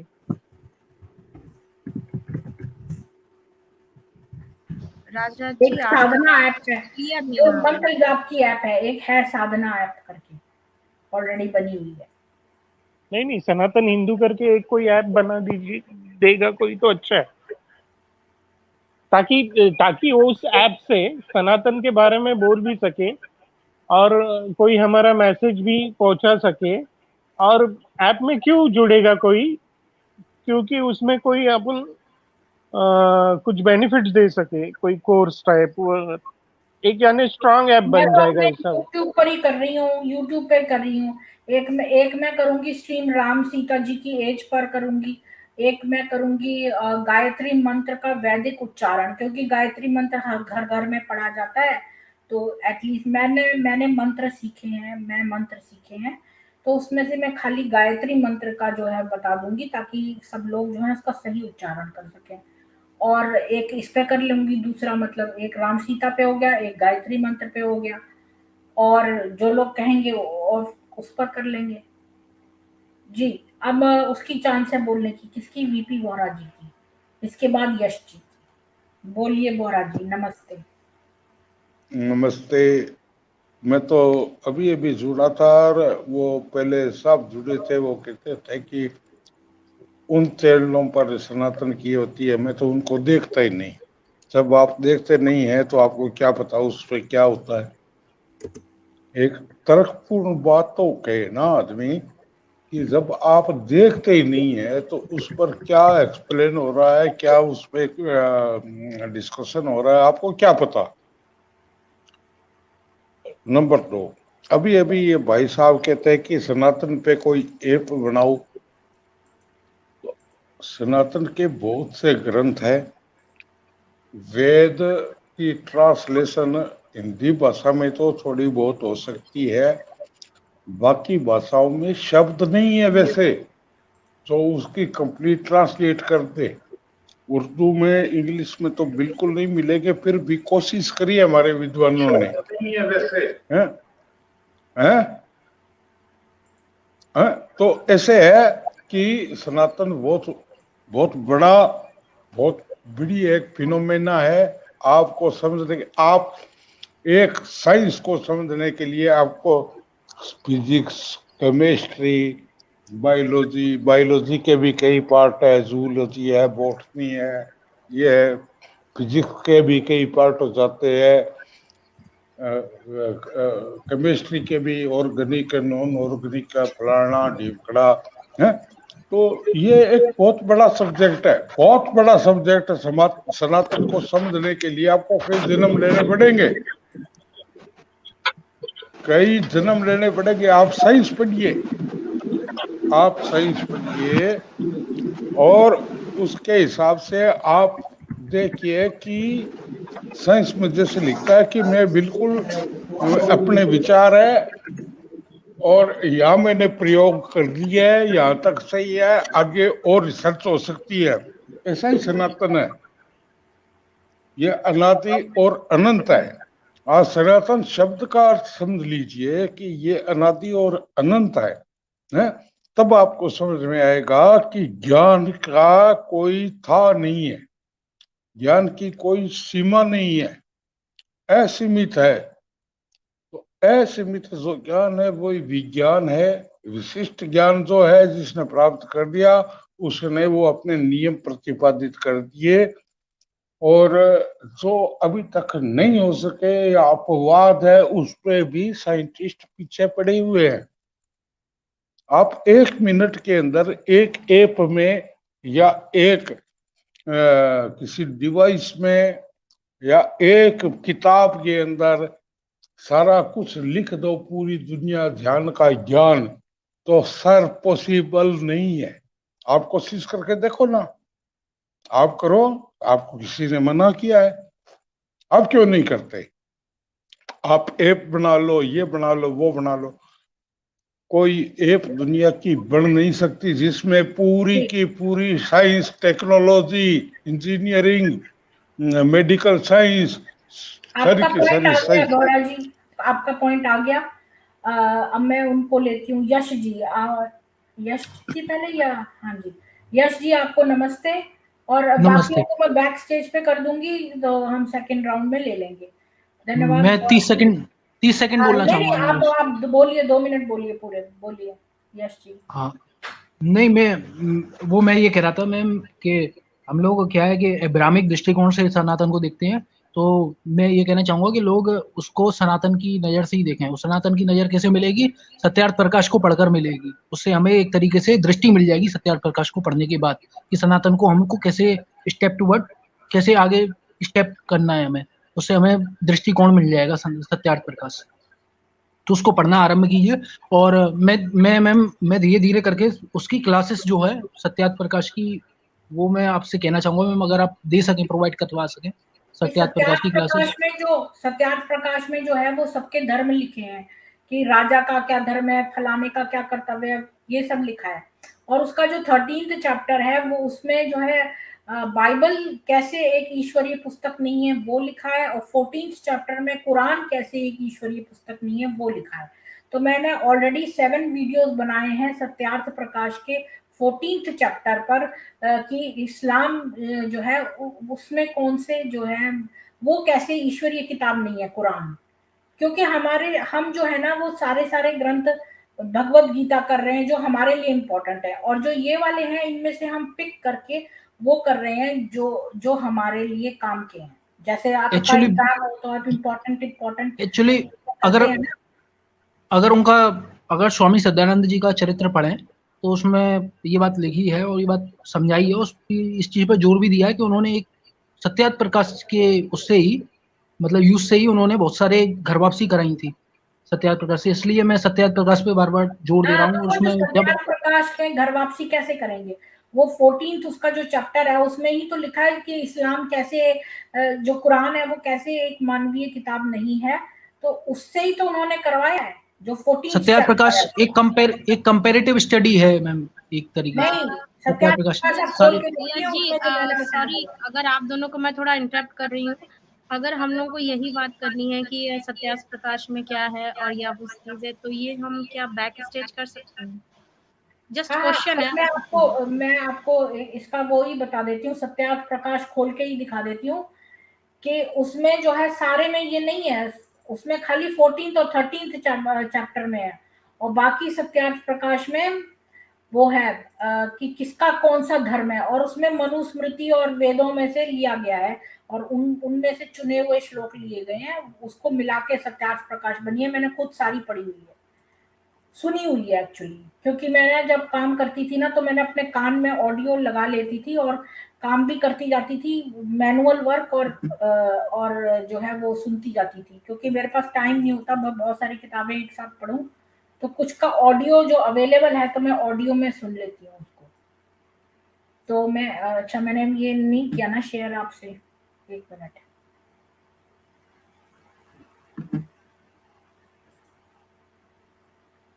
ये क्या हो गया?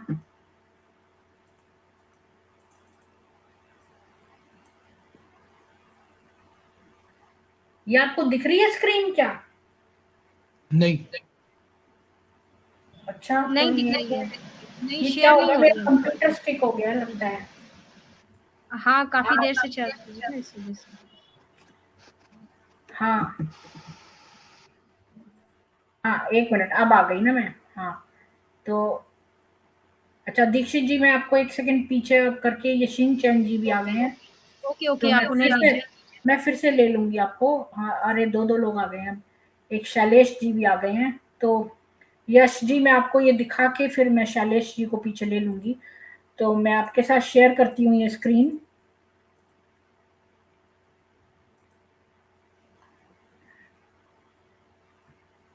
मैंने इसको लगता है ज्यादा ही बड़ा कर दिया है लगता है। हाँ, तो ये है इसकी किताब सत्यार्थ प्रकाश की, और इसमें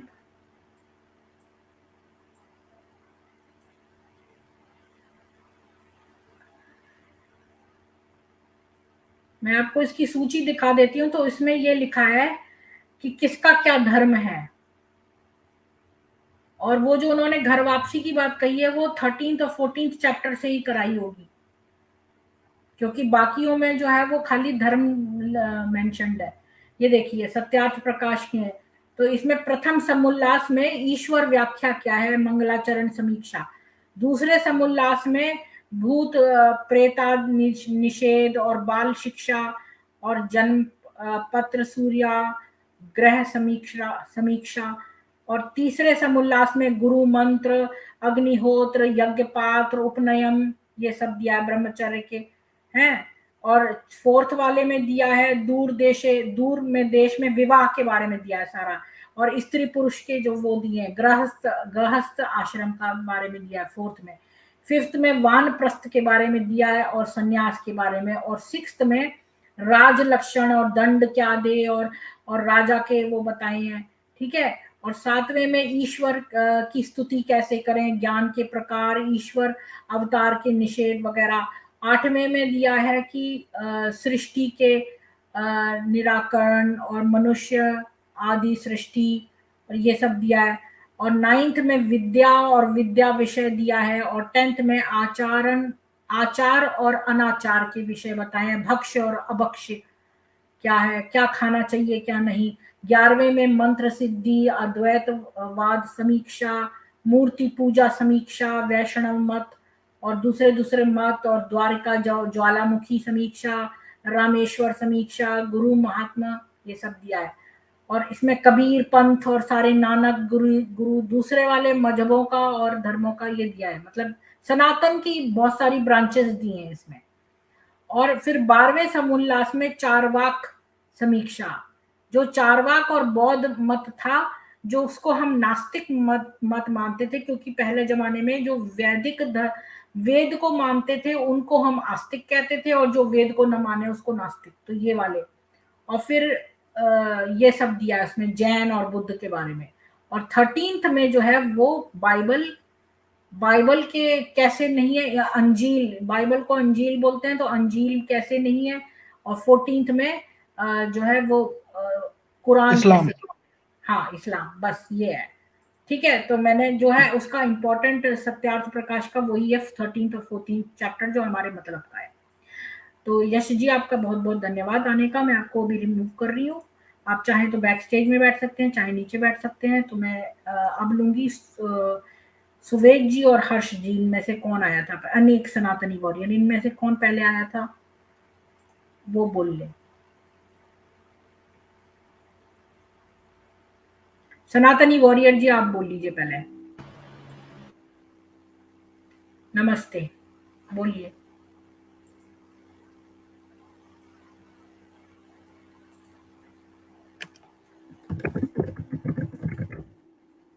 सनातनी वॉरियर जी बोलिए, आप म्यूट हैं। Hello ma'am. हाँ बोलिए। जो सर आए थे वो बोल रहे थे कि इस्लाम में रेसिज्म नहीं है करके, बट एक्चुअली इस्लाम में बहुत ज्यादा रेसिज्म है। ये लोग मतलब बेवकूफ बनाते हैं। एक्चुअली ऐसे बहुत सारी वर्सेस है जो रेसिज्म दिखाती है।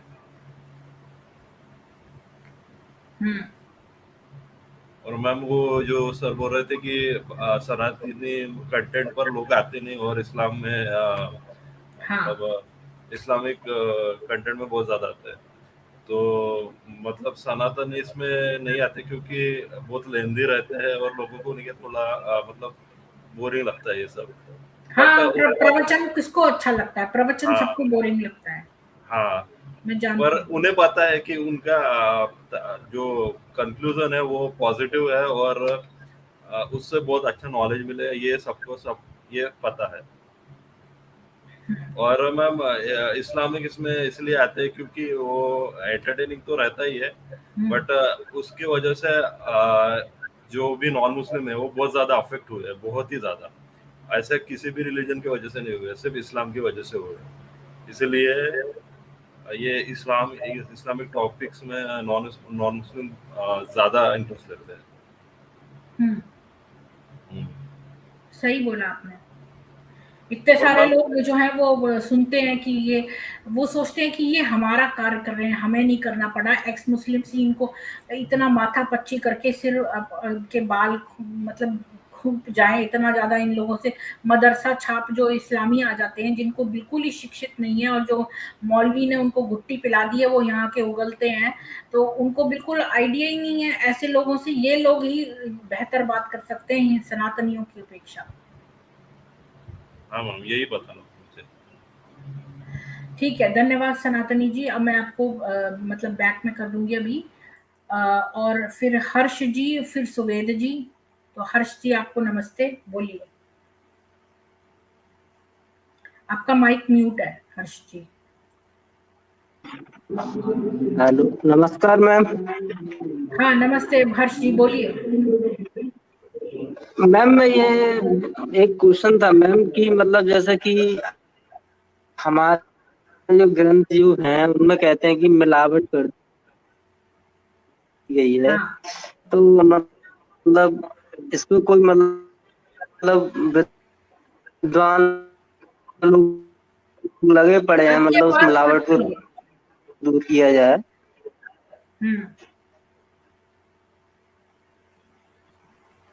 हाँ, मिलावट कर दिए। मिलावट क्या, मैं तो इनके कई ग्रंथ ही अलग देखे हैं। इन्होंने श्लोक गायब करके जो किताब निकाली थी वो भी, जैसे कि मतलब मैंने सुना है कई बार कि मतलब कुछ ग्रंथों में मिलावट मतलब हमारे काम करने के लिए कोई विद्वान लोग हमारे काम कर रहे हैं, मतलब ये जानकारी लेनी थी। हाँ हेलो, मतलब मैं यही बोलना चाह रहा था, जो मिलावट की गई है उसे दूर करने के लिए काम कर रहे हैं ना विद्वान लोग हमारे। हाँ, मतलब ये लोग क्या कर रहे हैं, उसको दोबारा से छपवा रहे हैं और पीछे के श्लोक गायब करके एक श्लोक बना लिया, उसमें डंडे से मार रहा है बीवी को, पर उसमें मैंने खोल के देखा तो वो तो लिखा ही नहीं है जो एक्चुअल आप डाउनलोड करिए फ्रेश। हाँ हाँ तो जब भी आपके पास कोई हाँ ऐसा कोई आए ना श्लोक जिसका कि ये वो उदाहरण दे रहे हो और जिसमें कि आपको संशय हो कि भाई ये तो गलत सा लग रहा है, तो आप उसका फ्रेश कॉपी डाउनलोड करिए किताब की, तो आप पाएंगे कि वो श्लोक भी फर्क है।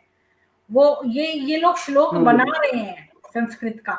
मैंने इसका श्लोक देखा था सैम स्टेलोन का, और इसने बनाया है वो डंडे से मारने वाला श्लोक, क्योंकि वो मैंने दोबारा कॉपी में देखा अपनी में तो उसमें है ही नहीं वो श्लोक।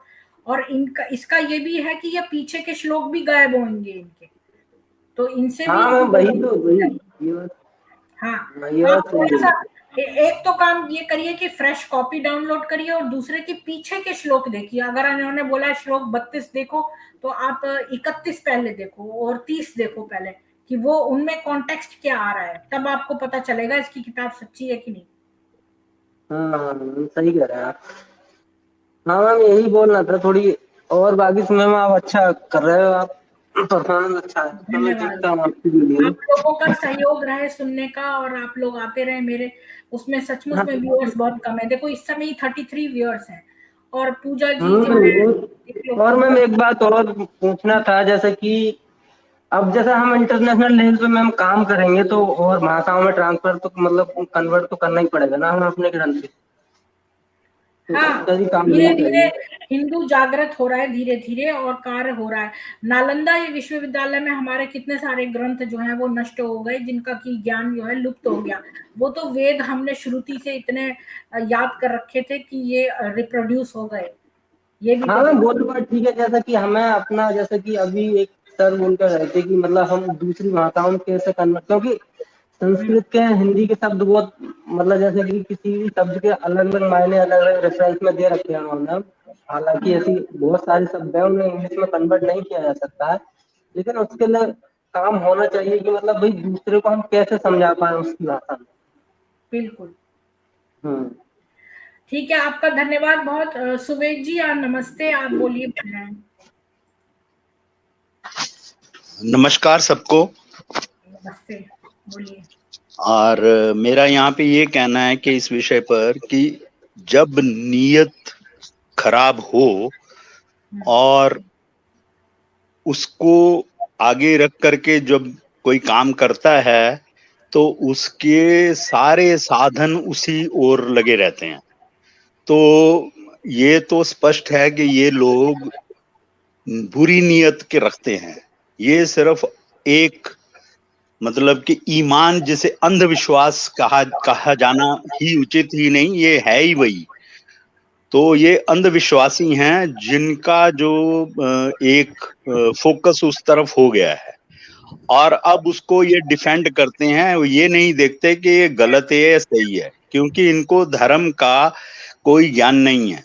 ये बस उसी को ठीक मानते हैं और उसी पे चलना चाहते हैं। जब इनको इनका आईना दिखाया जाता है तो ये फिर उसको छुपाने के लिए हर प्रकार की धूर्तता, धोखा और डिनायल, ये सब तरह के जितने भी तरीके हैं वो अपनाते हैं, क्योंकि इनको पता है कि लिखा तो जा चुका है, और जो लिखा जा चुका है तो वो तो मिट नहीं सकता, वो तो सामने आएगा ही बार बार। तो एक तो इनकी कोशिश ये रहती है कि थ्रेटन करके उसको सामने ना आने दिया जाए, और फिर भी अगर वो सामने आ जाए तो डिनाई किया जाए। अगर फिर भी डिनाई में भी बात ना बने तो फिर ये दंगा उत्पात करते हैं, और फिर बात सुनते नहीं है, फिर आपकी बात को कहेंगे ये गलत है वो गलत है। तो ये सारे जो ढंग हैं ये अपनाते हैं, ये हमें समझना चाहिए।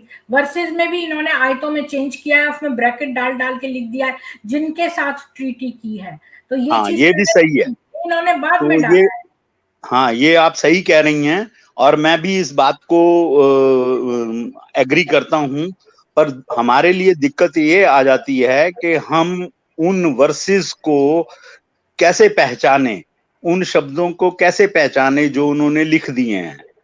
तो उसका तो एक ही तरीका है जिसके बारे में मैं बात कर चुका हूं कि हमें शब्द का पूरा ज्ञान होना चाहिए, क्योंकि जब शब्द वो लिखे हैं और वहां पे रेफरेंस के साथ या शब्द के अर्थ के साथ वो मैच नहीं करेंगे तो वो तुरंत पकड़े जाएंगे, जिसको ये बदल नहीं सकते। और वेदों में तो विशेषकर एक और ढंग भी है कि वेदों के जितने भी श्लोक हैं वो विशेष छंद में लिखे गए हैं, और वो छंद अगर मैच नहीं करेगा तो वो तुरंत पकड़ा जाएगा, और दूसरे ग्रंथों में भी ये संभव है।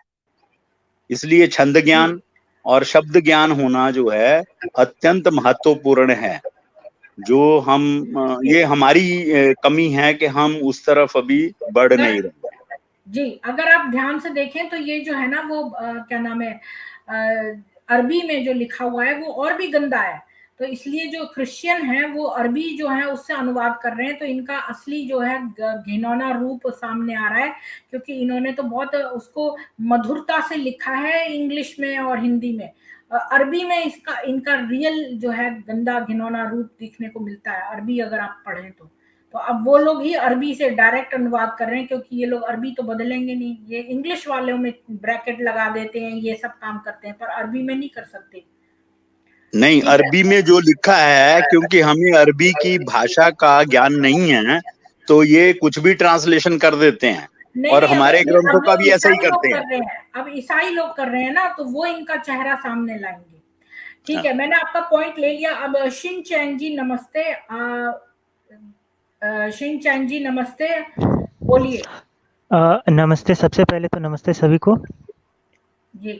तो मैं बोल रहा था, वो जो भाई आए थे ना वो बोल रहे थे कि नहीं ऐप बनाने के लिए, तो मेरा कहना है कि नहीं, आप दूसरे पे डिपेंडेंट क्यों हो। आप अभी का कुछ दिन पहले का ही देख लो मामला नुपुर शर्मा का, वो तो बीजेपी की नेता थी, उनके साथ पे क्या हुआ, वो दूसरे के ऊपर डिपेंडेंट रहने के चक्कर में आज के डेट में वो 6 साल के लिए शायद सस्पेंड हो गई हैं बीजेपी से। तो इससे अच्छा है अगर आपके पास है सामर्थ्य है तो आप इकट्ठे करो लोगों को, ज़्यादा नहीं, बस अपने लोकल जितने भी हैं उनको इकट्ठे करो और कोशिश करो अपने तरफ से कुछ करने का, क्योंकि आप अगर दूसरे के ऊपर डिपेंडेंट रहोगे ना तो कुछ नहीं होने वाला। और ये खास तौर पे सारे काम मैं तो नहीं कर सकती, हर कोई नहीं कर सकता। हाँ, सही बात है। नीरज जी के चैनल पे जाओ तो वो ये बात कहते हैं कि सारे काम जो है हम नहीं, कुछ आप भी तो करिए। तो मतलब मैं अपनी तरफ से कर रही हूँ, पर मैं भी कोशिश कर रही हूँ, पर आप लोग भी मदद करिए। मुझे तो आप बोल रहे हैं कि आप ये कर लो, पर मैं कितना सब करूँ। सही, वही तो मेरा पॉइंट है। थंबनेल्स भी बनाने होते हैं और इसका भी ये सब करना होता है, तो सब लोग करेंगे, कोशिश तो हो जाएगा। और सब मैं तो कहती हूँ करिए, इतने लोग हैं। अकेली हिंदू पार्टी है। मैं तो कहती हूँ कि कुछ ऐसे हिंदू जो हमारे बिल्कुल विश्वसनीय, बिल्कुल कट्टर हिंदू हैं, उनको पार्टी बनानी चाहिए अपनी। और हम हिंदुओं को जो है मोदी जी के ऊपर हम निर्भर हो गए हैं। मोदी जी अकेली हिंदू पार्टी है, हमें उसी को वोट करना पड़ता है। एक और बात है ना मैम, जो है कावर्ड जो है, बीजेपी पार्टी जो है कावर्ड है। उन्होंने अपने ही बंदे को की बैकअप नहीं करी, और अपनी ही नुपुर शर्मा जो है वो सच बोल रही थी, सत्य के मार्ग पे थी, फिर भी वो भी प्रोवोक्ड थी। पहले उन्होंने शिव पुराण पर जो है गलत वो करा था कमेंट, तो उस पर उसने आंसर किया है। उसने शुरुआत नहीं करी, पर इन्होंने जो है पनिश उसको किया। तो इसलिए जो व्यक्ति अपनी टीम जो है हमको ही सपोर्ट नहीं दे रही, तो ऐसी टीम का क्या फायदा। वही तो पॉइंट है ना, आज के टाइम पे बीजेपी हमारी चॉइस नहीं हो गई, वो मजबूरी हो गई है, हमको उसको ढोना पड़ रहा है। तो अगर अपने भी कुछ अलग अलग पार्टीज होते तो बीजेपी के ऊपर भी दबाव बढ़ता, लेकिन आज वो पूरा का पूरा महाराज बन के बैठ गया है और घमंड आ गया है उनके लोगों को।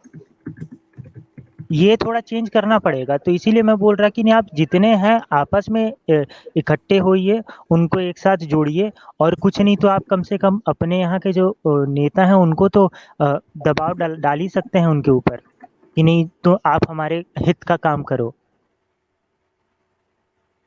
जी ठीक है, आपका पॉइंट आ गया, धन्यवाद शिनचैन जी।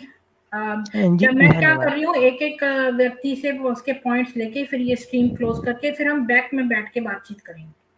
तो शैलेश जी आपका धन्यवाद आने का पैनल पे, और आप अपना विचार रखिए।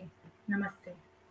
जी, मेरा विचार तो ये है कि हिंदू तो शायद ये लड़ाई जो है हार चुके हैं काफ़ी देर से, क्योंकि ये लोग को जो है पूरी तरह से धीमी मानसिकता हो चुकी है इनकी, और इन्होंने जिस पार्टियों को आगे किया है वो सिर्फ बनियागिरी करती है, वो बनियों की है, फ्री की चीज है, वो फ्री की सिर्फ चीज है।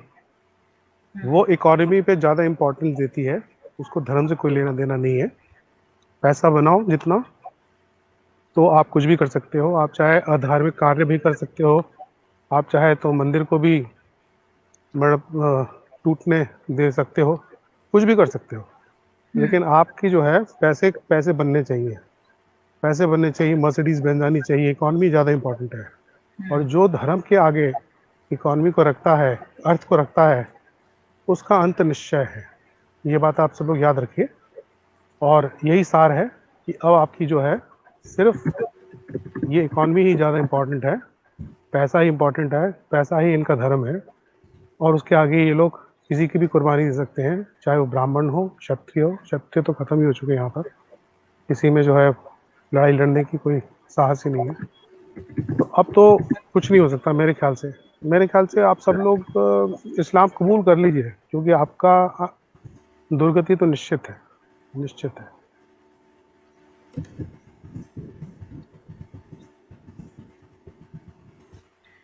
जी शैलेश जी, इसके आपका आगे मैं पॉइंट क्या बिल्कुल सही है, आपका धन्यवाद जो है, आपने अपना पॉइंट रखा। और यहाँ पर और एक लास्ट बात मैं बताता हूँ ये क्यों है। वो इसलिए है क्योंकि इस्लाम ने बहुत ही परफेक्टली कल्टीवेट किया है पार्टीज को। उसके अंदर इस्लाम में सैयदों जो है ना, जितने भी सैयद लोग हैं सब घुसे हुए हैं, और उसका एक मेन कारण यही है कि वो उन्होंने इन्फिल्ट्रेट करके जितने भी आपके लीडर हैं, हिंदुओं के लीडर हैं, उनको उसको अपने जाम में डाल दिया है। आप समझ जाइए क्या मतलब है।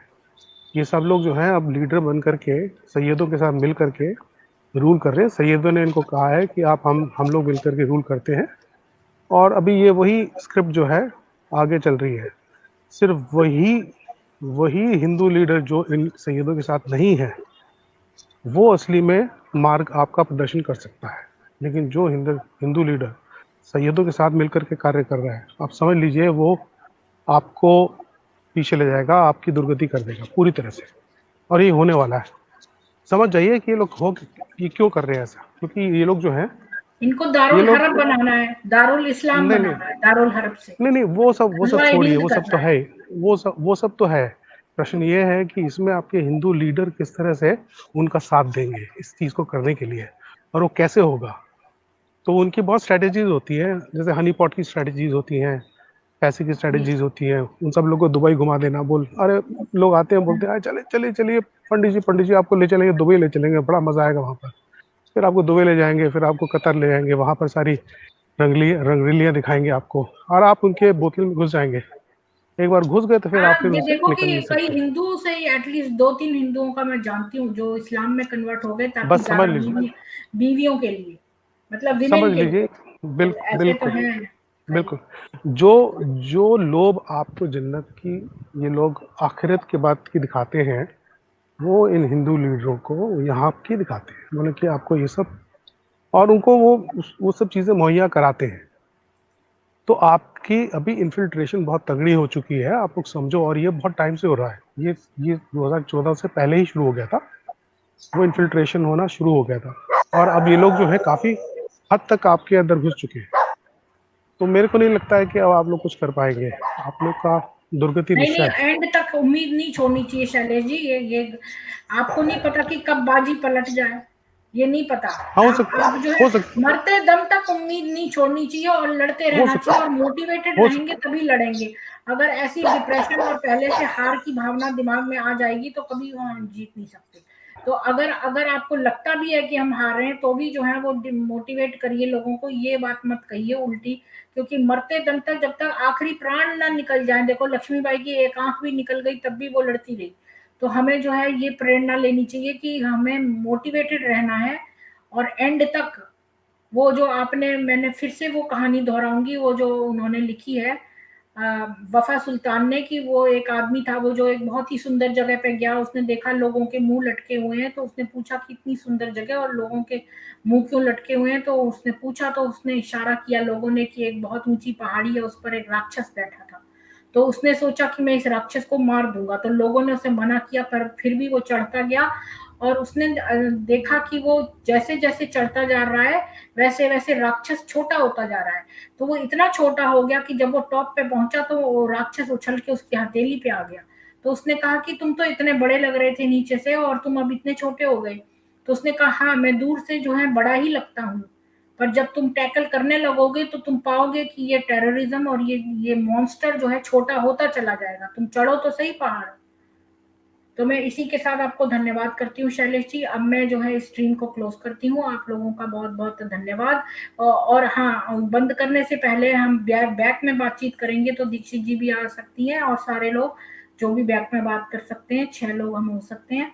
और जो एक मोहम्मद करके जो एक लड़का ऊपर लिख रहा था, उसको मैं कहना चाहती हूँ कि आपको कुछ कहना है तो यहाँ ऊपर आके कहिए। नीचे बैठ के आप क्या क्या कह रहे हैं कि अल्लाह एक है, ये है, वो है, नीचे से कहने की कोई जरूरत नहीं है जी। पंकज महात्रे जी, आपको भी ले लेती हूँ। धन्यवाद आपका पैनल पे आने के लिए, स्वागत है, बोलिए। हेलो जी बोलिए। हेलो हेलो हाँ, मैडम, आपकी आवाज आ रही है, आपकी आवाज आ रही है, आवाज आ बोलिए। रही है मेरी? हाँ जी, आ रही है, बोलिए। मैडम आप भी एक मुस्लिम हो? आप एक्स मुस्लिम हो पंकज जी? हेलो मैडम, आप एक्स मुस्लिम हो क्या? हेलो मैडम, हाँ बोलिए, आपकी आवाज आ रही है। नहीं नहीं नहीं, आप क्या हेलो, सनातनी हो, मुस्लिम हो, कौन हो आप? आवाज कट रही है आपकी। नहीं नहीं, मेरी आवाज नहीं कट रही है, आप बोलिए। आप बोलिए, क्या बोलना चाहते हैं, बोलिए। आवाज आ रही है क्या अभी? आ रही है आवाज आपकी, बोलिए। हाँ, मैं एक सजेशन दे सकता हूँ? बोलिए बोलिए। मेरा आवाज क्लियर आ रही है क्या मैडम? आपकी आवाज आ रही है, प्लीज बोलिए, आपका सजेशन क्या है, बोलिए।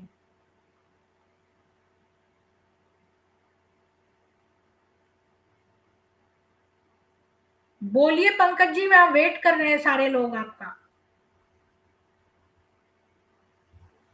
ठीक है, तो इनको कोई बात नहीं करनी है तो मैं इनको रिमूव कर देती हूँ, इनका नेटवर्क खराब है। तो आप सब लोग, मैं मोहम्मद जो नीचे बैठा है उससे कहना चाहूंगी कि अगर उसको कोई बात करनी है तो वो ऊपर आके करे। अल्लाह एक है, ये है, आप कौन होते हैं दूसरों को बताने वाले कि जो है वो एक हो कि दो हो या कोई भी हो। लोगों की अपना अपना अनुभव करने का अलग उनको स्वतंत्रता है कि वो ईश्वर का अनुभव अपनी तरह से करें। तो आप किसी के ऊपर जो है फोर्स नहीं कर सकते कि वो ईश्वर को एक माने या दो माने, प्लूरल माने या सिंगल माने। तो ये उनकी अपनी इच्छा है। इसके साथ मैं ये ब्रॉडकास्ट खत्म करती हूँ। आप सब लोगों का सुनने का धन्यवाद। प्लीज इसको ज्यादा से ज्यादा शेयर करिए, एटलीस्ट इतना तो कर सकते हैं।